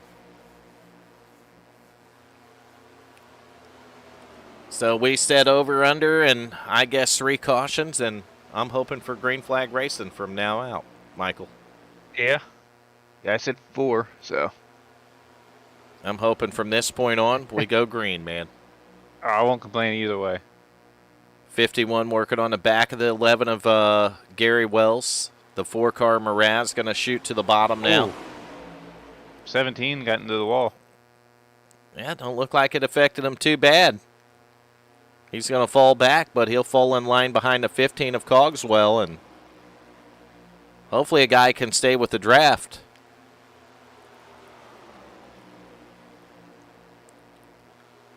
They're getting later in the fuel run right here, and I'm wondering if the handling, on the later part of these runs is going to start taking an effect on this car. Yeah, I would think so, but car being so new, I couldn't even tell you. Well, we know that they're pretty much flat open, right? But does it get to a point in a run where that right front starts to wear on them and they got to lift out of it a little bit in the corner? You know what I mean? Yeah. Because that could kind of set it up a little bit. The problem that I've seen so far in this race is they can't get away from each other, man. No, I thought they would get 10, 15 laps going, and then they kind of spread out. That's not happening. No, I mean, from the green flag pit stops, we've seen them break up in groups. That's why the 18 is hung back a little bit right now. But he's only about 5 seconds back there. And that's through, what, a round or two of green flag stops? Yeah. And we're about 24 laps. Not about. We are 24 laps into this stint right here. Yeah, I think they're actually getting ready to pit right now. Yeah, about 30, I think, before. Somewhere around 28 or 30 or something like that. We're 90 of 125, so that's 35 laps to go, and here they go to pit road. Wow. What a nice entry from all those guys right there. The 11:51, the 16, and the 4, just beautiful pit road entry right there. I don't know it's going to be their final stop. That's 34 laps, man. It's going to be close. I wonder if that's why Todd stayed out. I don't know. Well, Todd Cray ran a little bit farther before. And now he's going to be by himself. But he's going to be by himself, so no drafting help, and his car's still, in really good shape, so I don't know how bad that'll hurt him. But, if he can hook up with that guy coming off pit road, and he's going to hook up with these guys as they're coming off pit road. Michael. Yeah, that's going to help him here. Yeah, it'll help him maintain a draft right here. He's got the 17 behind him, and I think I seen the 4 Mraz up in front of him. Well, Todd Cray can get back in the draft. You'll save a little fuel that way, but he can't go no farther. Lap 92. He's going to get her woed down, and, man, way out there by that cone. Almost in the grass trying to get that thing woed up. 22 is going to find his pit stall, and we're going to find our leader. Nope, 18's not our leader. I think the 16's going to be. Yeah, I believe it's the 16 here. Yep, the 16 car of Joshua Kanata. Back to the front. Not the first time we've seen that in this race here. Him and Mueller kind of got a little bit of a gap there. About, I don't know. We'll see what it comes out to be. A couple of tenths of a second back to the 4. The bad news for the, not to cut you off, but the bad news for the 16 is the 4 and the 51 are teammates. Oof. I wonder if Gary Wells got a speeding penalty or something. He's a lap down now. He was second before. No, he was actually a leader before all that. Yeah, he was the leader, and you're right. If it's scoring Gary a lap down. Wrong Gary, Vern. We'll go to Gary Wells, not Gary May. Yeah, I think you're right, man. I think he probably got popped with a speeding penalty on pit road. That's how you can kill a race right there. Yeah, minute 51 on pit. So, yeah, he had to have a penalty there. These long green flag runs, man, you got to be golden on pit stops. No speeding on pit road. You get like a 40-second stop and go now. It's a 40-second hold. Whew. Yeah, if you don't get a caution, that kills you. Yeah, you're done. And then you got to hope you're the lucky dog at that point, so. Kanata's got the lead. 51's in second. That's Mueller. 4-car Mraz back in third. Damage car coming up. Not going to be a problem for these guys. I believe that's Clement, Darren Clement in the 32. Man, we got some cars that they don't have no front ends left. Michael. No, those those make for a long race. Their front ends have left the building. We're missing a lot of hoods here. Probably a lot of fans going to get souvenirs tonight. So Go ahead. one more through the field. After you say what you're going to say, we'll go on board with them this time, and we'll do it through the field. I was just gonna say those fans are gonna be in the hot dog stands with their parts. Yeah. There'll be some cheap hoods for sale after the race if you guys need a hood off one of these new Cup cars. Maybe a fender, a nose piece, headlight. Right in the parking lot here at Michigan. All right, through the field, let's go on board with our leader. That's going to be Joshua Kanata, driving the number 16 car, and Kanata's got to lead a few laps tonight. That 16 car's been fast, having a great run here with 29 laps to go. On his bumper, and he's been on his bumper for the last, 50 or 60 laps, is the 51 of Michael Mueller. Mueller having a great run. He was the threat to win every race last season, won most of them. And he's starting off here in race number 1 and the threat to win this thing. I guess you kind of want to start up the way you ended off, right? Yeah. Pick up where you left off. Pick up where you left off, and the 51 is, he's definitely one to watch for with 28 to go. He's sitting right in the Catberg seat, in my opinion. Yeah. And in his favor, he's got his teammate, the number 4, Andrew Mraz, riding back here in the 3rd spot. And we are on board with the 4-car of Mraz right now. He's got a little damage on that hood on the left front. I see a little gap between the hood and the left front fender, so he's made a little contact with somebody, hasn't he? Yeah, it looks like he got pushed a little too hard. His back end's a little crinkled too. Crinkled up the back of the car and the front of the car, and maybe that's why he can't draft up as well. What was it, the 15 it looked like couldn't pull all the way up to him?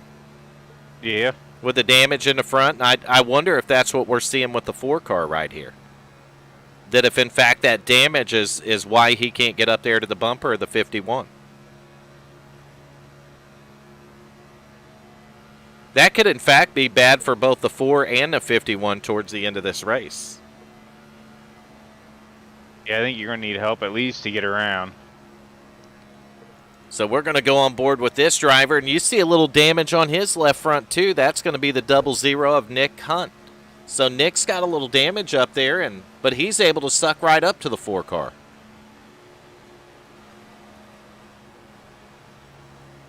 I don't know, man. Yeah, this damage is confusing.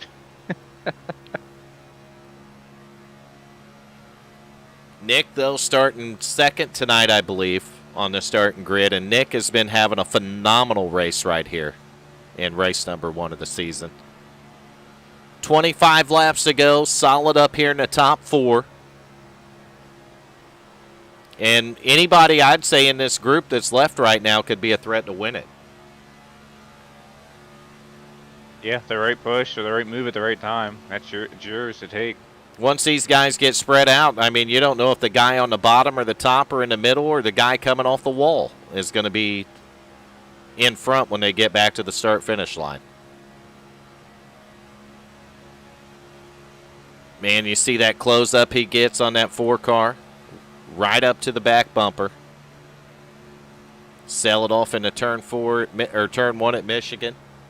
We're going to find a 17-car Tommy Haynes, and Haynes has got himself about 9.4 seconds behind the lead 4 cars. So Tommy Haynes currently residing in the 5th position.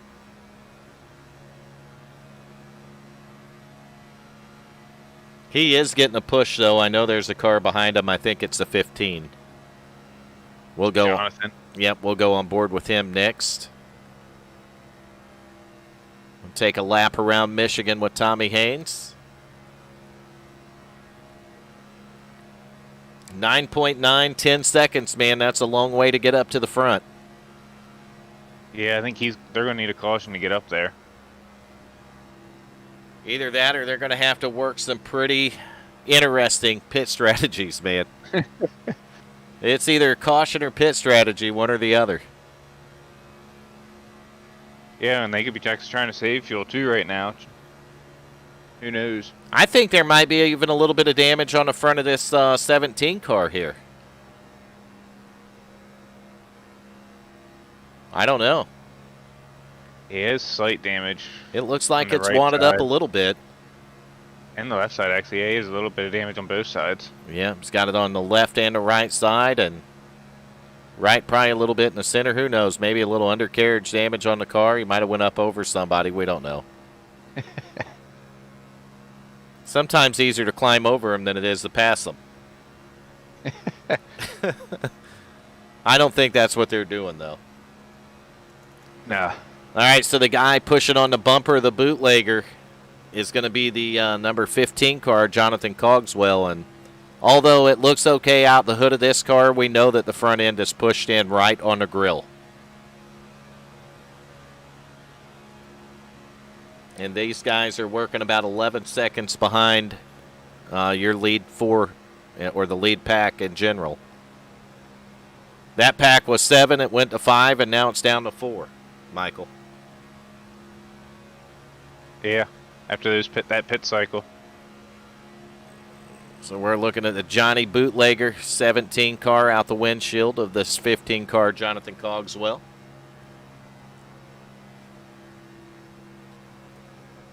Cogswell currently in the 6th position on the track, P6. That draft, though, the way this car sucks up down the straightaway is insane. So let's back up to the 18 car, Casey Duncan. You see him following Brandon Free's 20 car up there. It'll show 21. Custom numbers do that.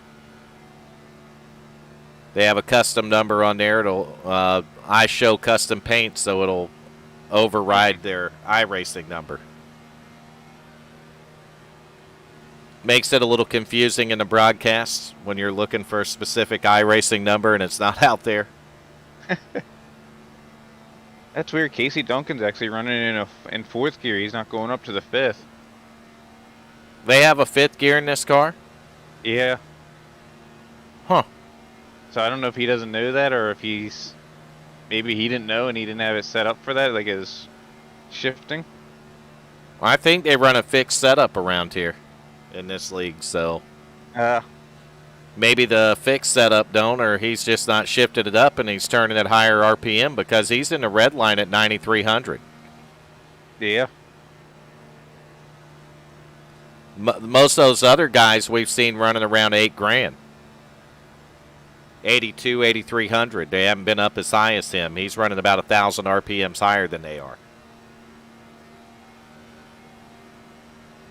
Well, maybe he likes it better in 4th, or maybe there's enough damage on that car that he can't run 5th gear, man. Yeah, I have no clue. Maybe that's a way to circumvent the front end damage. Bring her down a gear. Man, I know if you put the other cars in the red this long, they'd have blowed up, dude.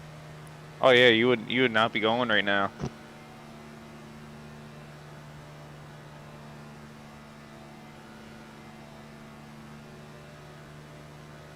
He might know something we don't know.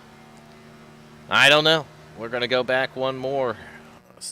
And he's on pit road, so last round of green flag pit stops. 17 right here, Tommy Haynes. And I guess since it was his time on the order here to go on board with, I think he's going to gas and go, man. Yeah. That 17's going to waste no time. We knew that there would have to be a little strategy on this last stop, and maybe we're seeing it from him.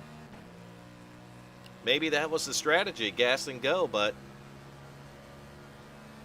there's no guarantee that the other guys ain't going to do the same thing. Yeah, and I don't think he has any help either right now. I don't know how big of a factor that tire wear's been or anything like that.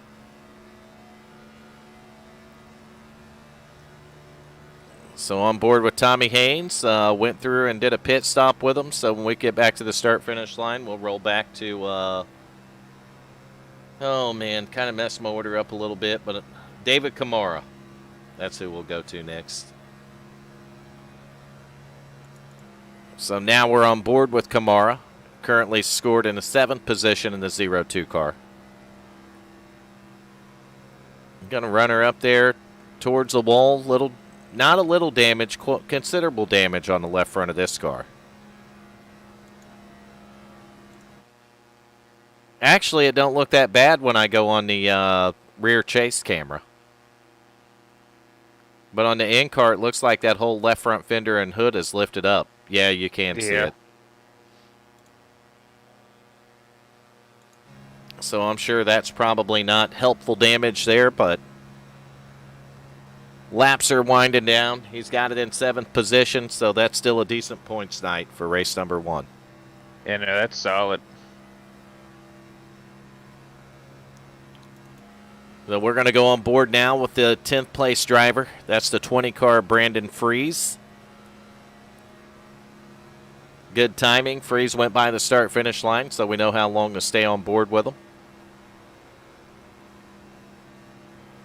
His car looks pretty clean. Yeah, I like being able to go through the field and give these drivers some airtime. That way, when each and every one of them, if they go back and watch these broadcasts, they can, oh, look, that's me. You know what I mean? Yeah. You can learn from it, too. I mean, I'll rewatch some of the broadcasts from Tuesday nights that I race in, and I can, sometimes I'll pick some stuff up. Try stuff a little different. You can see if you're overdriving the car or not. You know what I mean? Yeah, and see what line someone else used that you didn't think of using, or... Yeah, it's much easier to see when you look at it from that point than, you know, when your adrenaline's pumping behind the wheel of the car and you just don't have time then. Yeah. So you can use these for a training tool, these broadcasts, and I do it, and I'm sure some other guys do. Oh, yeah, I go back and rewatch them. A lot of times I'm more frustrated after I watch them. So Todd Cray's 22 car right now being scored a lap down. Cray in the 11th position in the 22. Coming up to the start-finish line, going to take a lap with Todd Cray as we got 12 laps to go.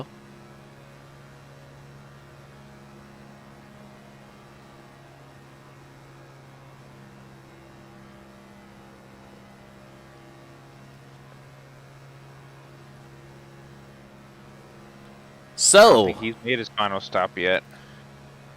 125 laps at Michigan. Comes down to 12, man.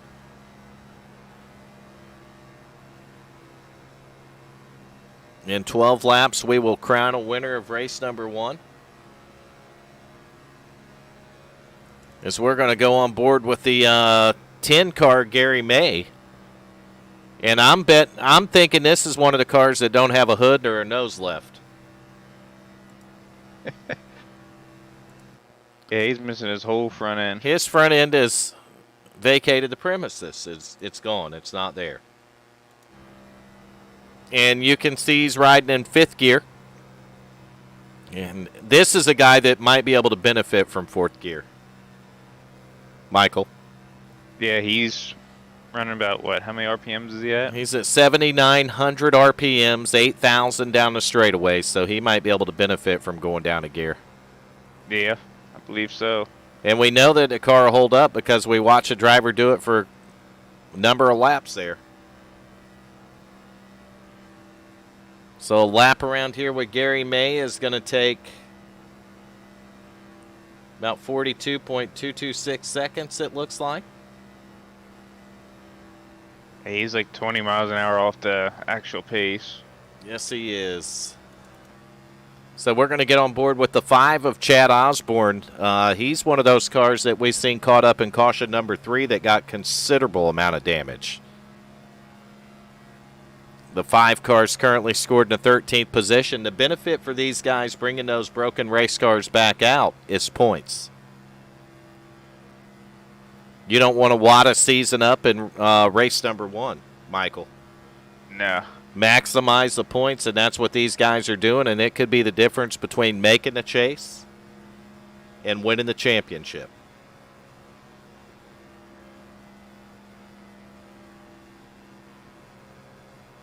So Chad Osborne in the 5 and the 13th position. And Darren Clement, man, he's on pit road, and I haven't given him enough love this broadcast, I don't think. We've had him up on a few times with the 32, but he's got to run pit road, and I don't think this is a regular stop. I think he might be for an extended visit. Yeah, he's sitting on there for a while, unless he parked it now. I'm surprised they haven't made him take that thing to the garage.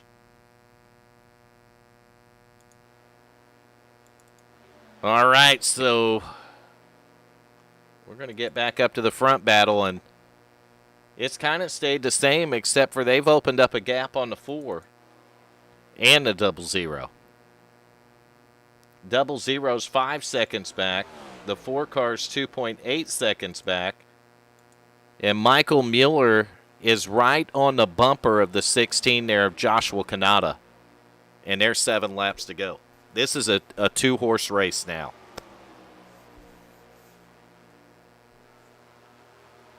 These guys may have worked a little bit of strategy, and the problem with Mraz in the 4 car is he ain't going to be able to catch him because he don't have a drafting partner. No, Nick Hunt's like 5 seconds behind him right now. Exactly, and you can see that Mraz is losing time to him now as he's 4 seconds back.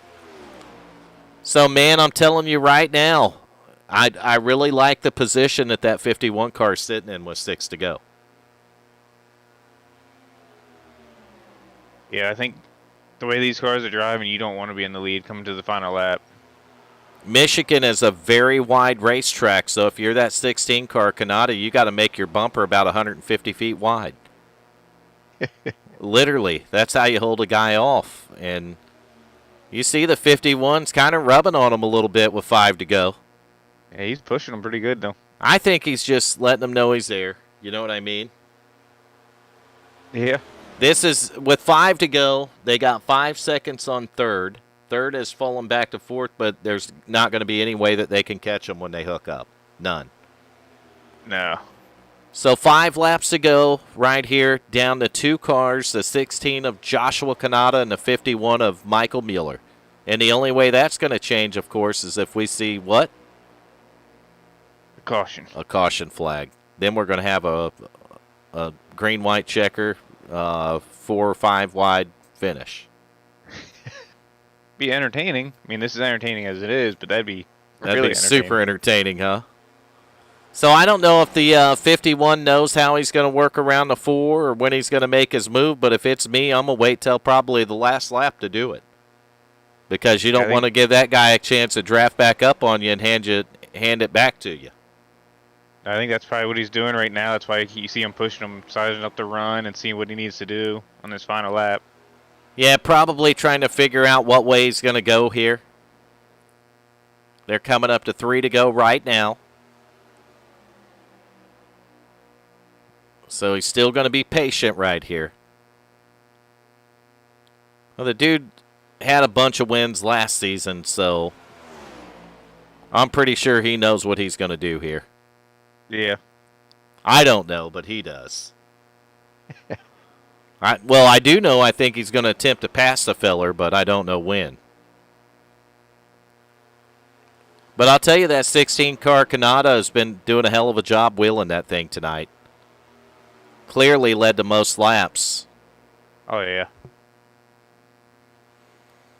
So you see the 51's kind of laid off his bumper a little. We got 2 to go right now. I wonder if he's sizing up that run. I think he need this next turn here. He's got to set him up and get early. He might be doing it now. Yeah, he looked down there. I think he's just looking to see what he needs to do, to how far he needs to lay back to get a run. Because you want to lay back a little bit and use that pull that you get off that car up there to go for it. The one thing hurting that 51, man, is he ain't got nobody behind him. No. And he's laid back right here. Look how much he laid back. But it doesn't look like his closing rate's super fast. No, he's got one move and one shot, I think. And we got one more lap to go. White flag out this time. He's working about a lane lower right here. This is where I'd set him up down this back straightaway and go after him in the 3. I don't know if he's close enough to make a move. I think you got to have a guy behind you. He's going to look to the bottom right here, so he's going to dip it to the bottom. They're side by side in 3 and 4. Oh, my gosh, it's going to be a sprint to the finish. Mueller on the bottom, a drag race. The 16's going to pull it off, maybe. Yes, Joshua Kanata in the 16. Man, that was a hell of a finish. Yeah, it's a way to kick off a season, too. Mraz right here, going to bring it home 3rd. Nick Hunt in the 00, going to bring it home 4th. Good job, Nick. And the race for 5th right here, 17 and 15. 17. 15. Actually, the 15's going to get it. No, 17. It changed timing and scoring at the end there. So that's your top 5. And Joshua Kanata, great job for the driver of the 16. Going to be your race winner. And we're going to get the – don't go nowhere because we got a few interviews to do. We'll get the race winner in here, and we'll get the podium. So the top 3 is usually the podium. And we're going to get the podium up in here and get our interviews done. And, man, what a great first race here for the Swift Motorsports Hyperdrive Cup Series. And that feller's burning them down. He earned it. Oh, yeah, definitely. He worked for that one. He worked his tail off, and he earned it. So I'm going to go down through here and see if I can find that name. And you look and see if they move him up to the waiting room or not. I'm trying to find the feller. He's not in there yet. I don't see him. Nope. Nope, you got Andrew Murray. Oh, there he is. He's in the waiting room now. All right, we'll get him up here. Joshua Kanata, you got Vern and Michael in the broadcast booth. You got a copy, buddy? Yes, sir. Man, I'll tell you what, I wasn't familiar with your name coming into tonight because I didn't see you last season, but race number 1 here in season number 3, and I'm not going to forget who you are, buddy. I can't believe that just happened. Honestly, that was. I saw him for about the last 5 laps playing in his move out of. I knew he was going to try it into 3, and I was just hoping I could side draft him to keep him there. Got away with it, man. These guys are quick. Man, I'll tell you, we seen out of turn 4. Michael McCauley said it best. He said, we got a drag race. And it was a drag race, and it looked like you just had a little more momentum on the top, and you were able to carry that to the start-finish line. Yeah, I got as close as I could to him out of 4, and it just was just barely enough. I was able to use the extra momentum, but I mean, it honestly could have went either way. The tires are wearing down, so. Well, I'll tell you what, you found a great way to make the announcers remember your name, putting it in victory lane here in Michigan in race number 1, and that's got to feel great for you, Josh. Oh, yeah, it's awesome. I can't thank these guys. I love these guys that have all this league set up, and you guys do a great job here in the booth. So hopefully I'll give you more to remember me by in weeks to come. Well, you did a good job of it tonight. Tell us how the car drove. I literally, and just to give you a little backstory here, I literally downloaded the car right before I put the broadcast up, so I haven't got a chance to drive this car. So tell me a little bit about it and what you like about it. Well, when we're all on fresh tires, it's definitely a pack racer. We could run 3-4 wide, no problem. But once the tires start to go, if you're second car in line, you're going to push right up into the wall. If you got a guy behind you, you're going to start sliding a little bit. It's not the hardest car to catch, but it's definitely, you can feel it moving underneath you with every lap that goes by. It's a lot of fun, but it's tough to control sometimes. Well, I'm going to have to jump in that thing now and make some laps in it for sure so I can understand it a little bit better, but great explanation there. Man, Josh, you have anyone you want to thank while we got you up in the broadcast booth, buddy?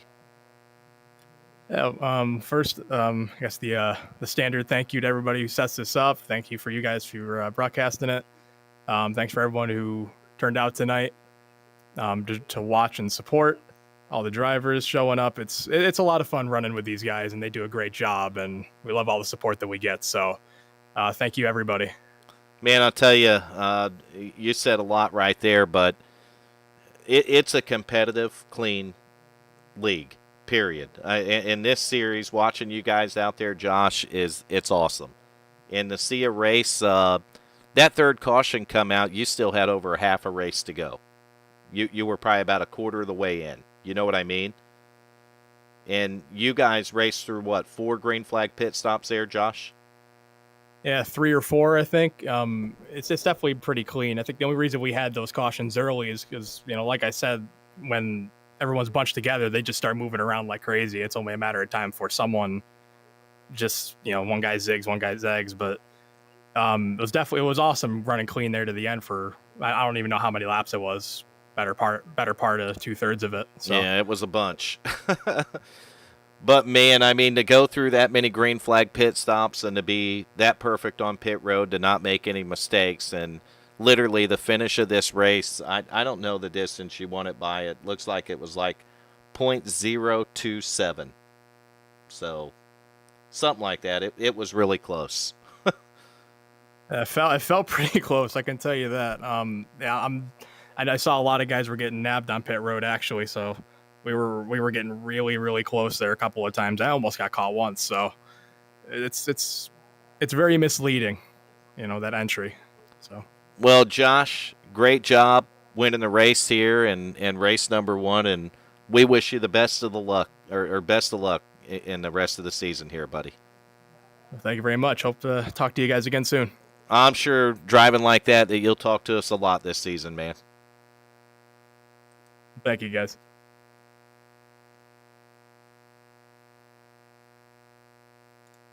All right, that was the race winner, Josh Kanata, driving the number 16. I'm going to guess, Michael, that I pronounced his name correctly. I think so. He didn't say anything about it, did he? No. So I think you're good. All right, so we got our P2 finisher, Michael Mueller. You want to grab this one? Yeah, I can do this one. I'll move him up, let you do the interview here. So here we go. Hey, Michael Mueller, you got a copy? Yes, sir. How we doing? Good. How are you? I'm doing pretty good. I'm glad we survived and we made it. No, you put on a show there at the end there. Yeah, we got close. It's kind of hard to. You can get big runs, but the big run doesn't come till entry of the corner, so it's pretty hard to get there. And then he got a little bit better run out of 2 than me, and I just couldn't dive in hard enough into 3. So, but at least we made it exciting. We got a close finish, and everybody got 1, 2, and 3 there. Yeah, I mean, how do these cars drive? I mean, I've did one race with them, so how was the race? Like driving them all race? They're a lot of fun, actually. Really do enjoy it. I think anybody has a chance to win. We get the 2, 3, sometimes 4 wide here at least, and they have a tendency early in the run. First couple laps they want to cold tires, it gets loose, but if you can control it and keep it under you for the run, I mean, it's actually not bad. It's pretty stuck to the ground, and I think everybody has a fair shot to go win the race. And just if we can keep the big pack together instead of getting so strung out and everything. But I mean, we had a really good train there of 4 cars that was going to be super hard to pass for anybody. And like I said, it was definitely entertaining. I thought you were going to have them there at the end, but just came up a tad short. I think it was what, .027. Yeah, it was close. It was going to be a good one. Oh yeah, it was a photo finish. You have anybody you would like to thank thank the race and everything? I'm gonna thank everybody at M2 Speed Labs, Lowline Racing, my teammates, Gary Wells, Andrew Mraz, Josh. I'm gonna consider him a teammate as much as we worked together in that race. So that was awesome to find. I really don't know the guy and kind of work together there and have another car in line. So thank him and LK Designs, my good buddy Logan Keiss. He painted me up the scheme this afternoon and got some same colors, new look on it. It looks really good. So it's going to be a fast machine. We went to Ford this year, so it's going to be a good car. Justin and Don and Andy and everybody who puts this lead together, it's always fun. Yeah, congrats on the second place. Obviously, I know you had a lot of wins last season, so I expect to see you in victory lane real soon. Oh yeah, we'll get there. A little bit more practice. We really didn't do a whole lot of practice this week. We'll start practicing for, I believe, Vegas next week. So we'll get up there and we'll be victory lane next week. He'll put her there. He'll put her there, yeah. Michael McCauley. Michael Mueller, how you feeling, buddy? We're doing a lot better since the last time we talked. This racing thing is getting a lot easier. Well, that is good to hear. Well, for you, it's good to hear. Probably for the competition, it's not. No, they got over on me the end of last season. That ain't gonna happen again. So they better prepare for me to be in the chase and be there the whole time this year. What about this new car? Is that affecting your confidence any? No, I mean I actually prefer it in a sense because it does start out loose and I prefer a pretty loose car, and I feel like I can get that edge early over the rest of the field where they're trying to catch the car and try to throttle it, to keep it underneath them. Right. I feel like I can hold it wide open with the amount of downforce we have and be able to get out of the corner and get better runs down the straightaway, where the draft does matter so much, especially tonight. And be able to have a train and have everybody work together and not want to push and run each other over it. I think with the group of guys that we have, like tonight we had us four there, we're going to be very hard to beat if we can stay in a train like that the rest of the season. I would agree, man, from what I could see out there. And the other guys better be nervous because I think if you're liking it like that, then it might put them on a little bit of notice that the 51's going to be hunting the front for the rest of the season here. Oh, yeah, we're going to try to – I think we had 6 wins last year. We're going to try to – I want at least 8 this year. So kind of fell short tonight, but we'll be back. We'll start picking them off here every week. So, well, congrats. Be prepared. Congratulations on the top 2, Michael. Great job tonight, guys. Man. I appreciate you guys are awesome every week, and we'll have to go back and watch this one here in a little bit. Yeah, and we'll probably see you up in the booth next week. Absolutely, yes, sir. That's Michael Mueller, your second place finisher, and we're going to grab his teammate. And I cheated and put it on the screen before I pulled him up here. So we can do that every once in a while. Andrew Mraz, you got Vern and Michael in the broadcast booth. You got a copy, buddy? I do, guys. How are you guys doing? We're doing great. How are you doing? Oh, ecstatic with that third place finish. Man, you put it in the top 3, but was there a little bit of pit strategy that was different maybe between you and the top 2 cars there? What happened there? Because we noticed you faded back, 4 or 5 seconds. Yeah, so my car had a whole bunch of damage to it, and all the damage was fixed, but it still had the aero tightness and stuff like that. So I didn't have complete downforce that they had and stuff like that. Gotcha. So that's why I lost them at the end there. So you visually the car looked good, but drivability just wasn't quite back yet. Yeah, exactly. Gotcha. Yeah, I like I was telling them, I'm not real familiar with the car. I just downloaded it before I did the broadcast tonight, and I haven't had a chance to drive it. So I'm getting from what I seen from the race and then interviewing you guys to understand what that car is like. Mm-hmm. Yeah, pretty much the car is fun. 5 gears, sequential shift. Don't need to lift the throttle pedal to shift up. You have to blip the throttle to shift down, but other than that, it's like a road car. If the Gen 6 and a GTE car or GT3 car had a baby, this would be it. That would be it, huh? Yes. So are the pit stops faster? Feeling, yes. Tire changes, no. Tire changes, no. But aren't they single lug nut on each wheel? They are. And it seems slower because if you were to compare this to the Gen 6, you jack up a lot quicker on the right side and left side. Gotcha. This generation, Gen 7, it's like it's more like the road like a Miata changing tires, how it goes a slow up, Right. change, drop. Gotcha. I got you on that. Man, I appreciate that because I'm going to pick your guys' brains probably for most of the season. Hey, that's perfectly fine. Now, Michigan, we know, is a big track, and the drafting played a big part. But tell us some of the tracks where the draft won't play such a big role. That's tough to say. Mainly road courses if there's a lot of corners and stuff, but even then you might have a little bit of draft on the long straightaways. Maybe the short tracks like Bristol or Martinsville, or even Five Flags if we were to go there or whatever. So there wouldn't be that many drafting opportunities. May 27th is our first shorter track we're going to see, and that's going to be Phoenix Raceway. Okay. So that might be one where the draft might be cut back a little bit? A little bit. We weren't seeing the draft until towards the end of the straight at Michigan, so it'll probably transition over to Phoenix as a non-drafting track. What do you think about a track like Darlington with it? Maybe a little bit, but not too much.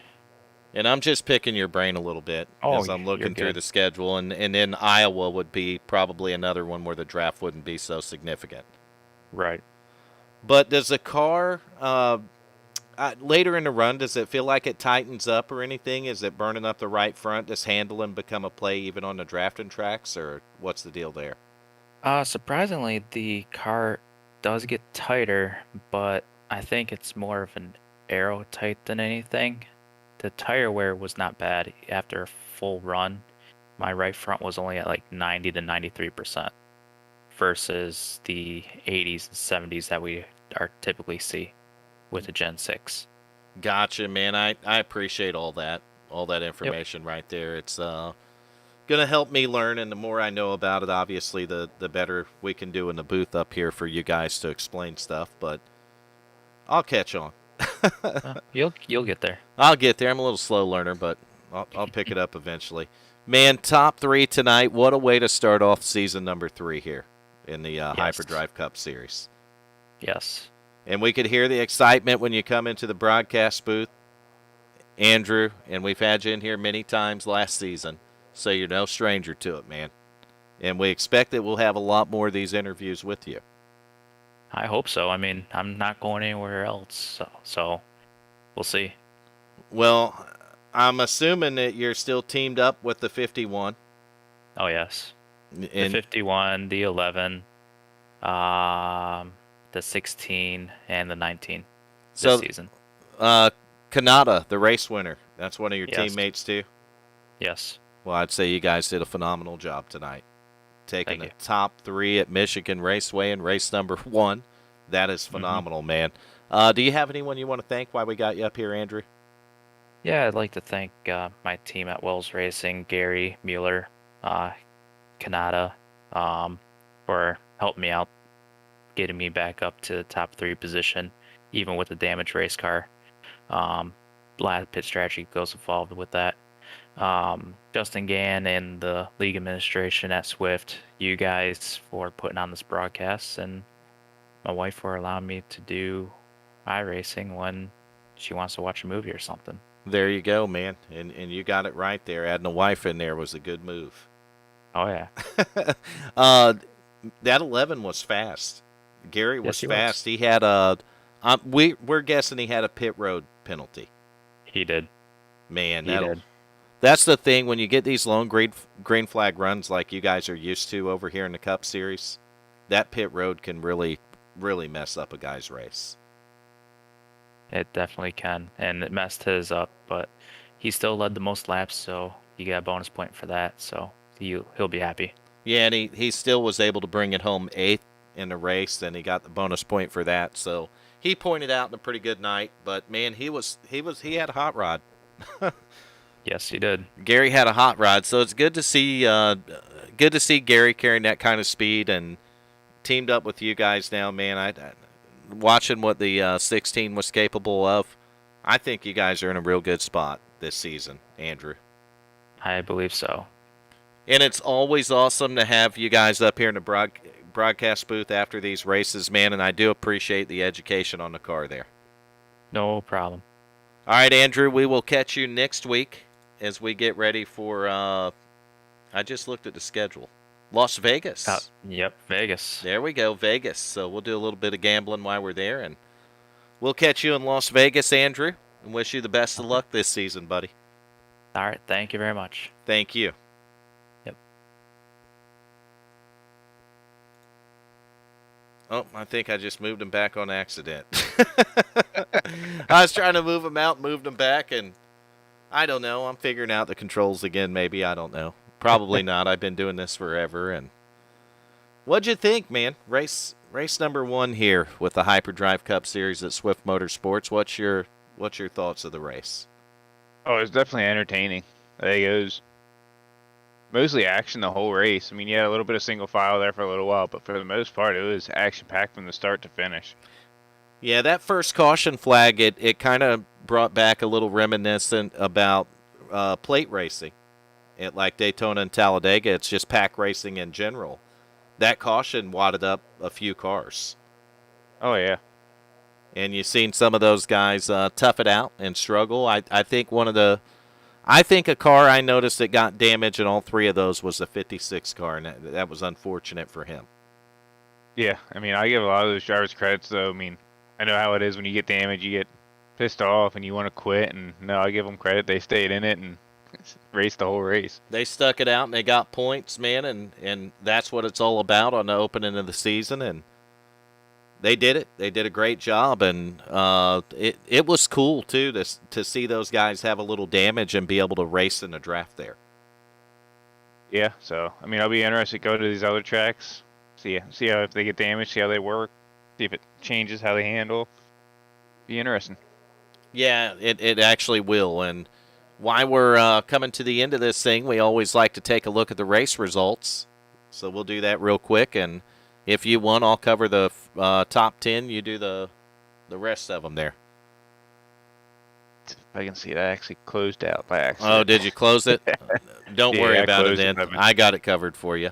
So your race All right. winner, once again, although we interviewed him and it's been on top of the screen by .027 seconds, is going to be the 16 of Joshua Kanata. Finishing second, not starting. The race is over, not beginning. So finishing second is going to be that 51 of Michael Mueller. And finishing third tonight, the number 4 of Andrew Mraz. Those top 3 are all teammates. So we'll have to keep that in mind. 4th place tonight, great run for this driver, Nick Hunt, in the 00 car. Nick, good to see you. One more spot, I'd had him up in the booth, but man, it's great to see Nick have a good race here at Michigan in race number 1. Tommy Haynes in the 17, going to bring it home in the 5th position. Then back in 6th, this driver right here, impressive tonight. He had damage on the front of that car since caution flag number 1. And we seen him racing up in the top 5. I don't know how many laps with that damage. That's the 15 of Jonathan Cogswell. He had to have the most amazing run in that car tonight with that damage. Oh, yeah, I mean, I'll give him credit. He fought hard the whole race. So back in 7th was the 18 of Casey Duncan. In 8th is the 11 of Gary Wells, and Wells was the one was leading the race and got the penalty on pit road. That set Gary back. And back in 9th, we had the 20 of Brandon Freese. And 10th, Todd Cray is going to bring the 22 home. And we'll plus that. Go to 11th, we see the 10 of Gary May. Back in 12th was David Kamara, 02. In 13th, this guy took a lot of damage in a caution. We've seen it. That was the 5 of Chad Osborne. Behind him in 14th, another car that we've seen grab damage and I think maybe just got finished off in that final caution was the 56 of John Wimbish. 15th, the 32 of Darren Clement. In 16th was the 93 of Patrick DeSoliner. In 17th, the 48 of Steve Dutz. Back in 18th was the 54 Tommy Gossett. He actually started on the pole tonight. 19th was Katie Sayer in the number 19. And in 20th was David Medina Sr. And that's going to do it for your results in race number 1 for the Swift Motorsports Hyperdrive Cup Series at Michigan Speedway. And race number 1 of 15 is in the books, man. As my kid used to say when he was little, easy peasy lemon squeezy, right? Great racing out there, man. Really, everything I expected. Once we got past those first 3 cautions pretty early, they went clean and green, man, and it was just racing the track and not making mistakes on pit road, Michael. Yeah, no, like I said, it was definitely entertaining. All right, from Michael and Vern in the broadcast booth tonight. It's awesome that you come in and joined us, and we thank you for it. Give us a like if you like what you've seen. If you haven't subscribed, do that. Ring the bell, and you'll see when we go live. For now, it's just going to be Thursday nights for a while, man. Yeah. So my Wednesday night gig is off for now, and it's going to be Thursday nights for a while, and doing this right here with Swift Motorsports. I'm going to have a lot of fun doing it. Had fun tonight, man. Michael McCauley, thank you for coming in the booth, buddy. Yeah, thanks for having me again. And that's going to do it. Next week, I think we decided we were going gambling in Las Vegas. So we will see you there next Thursday night, 8 p.m. Eastern Time. Until then, have a great night and stay safe. You're cue to tell him good night, Michael McCauley. All right, good night.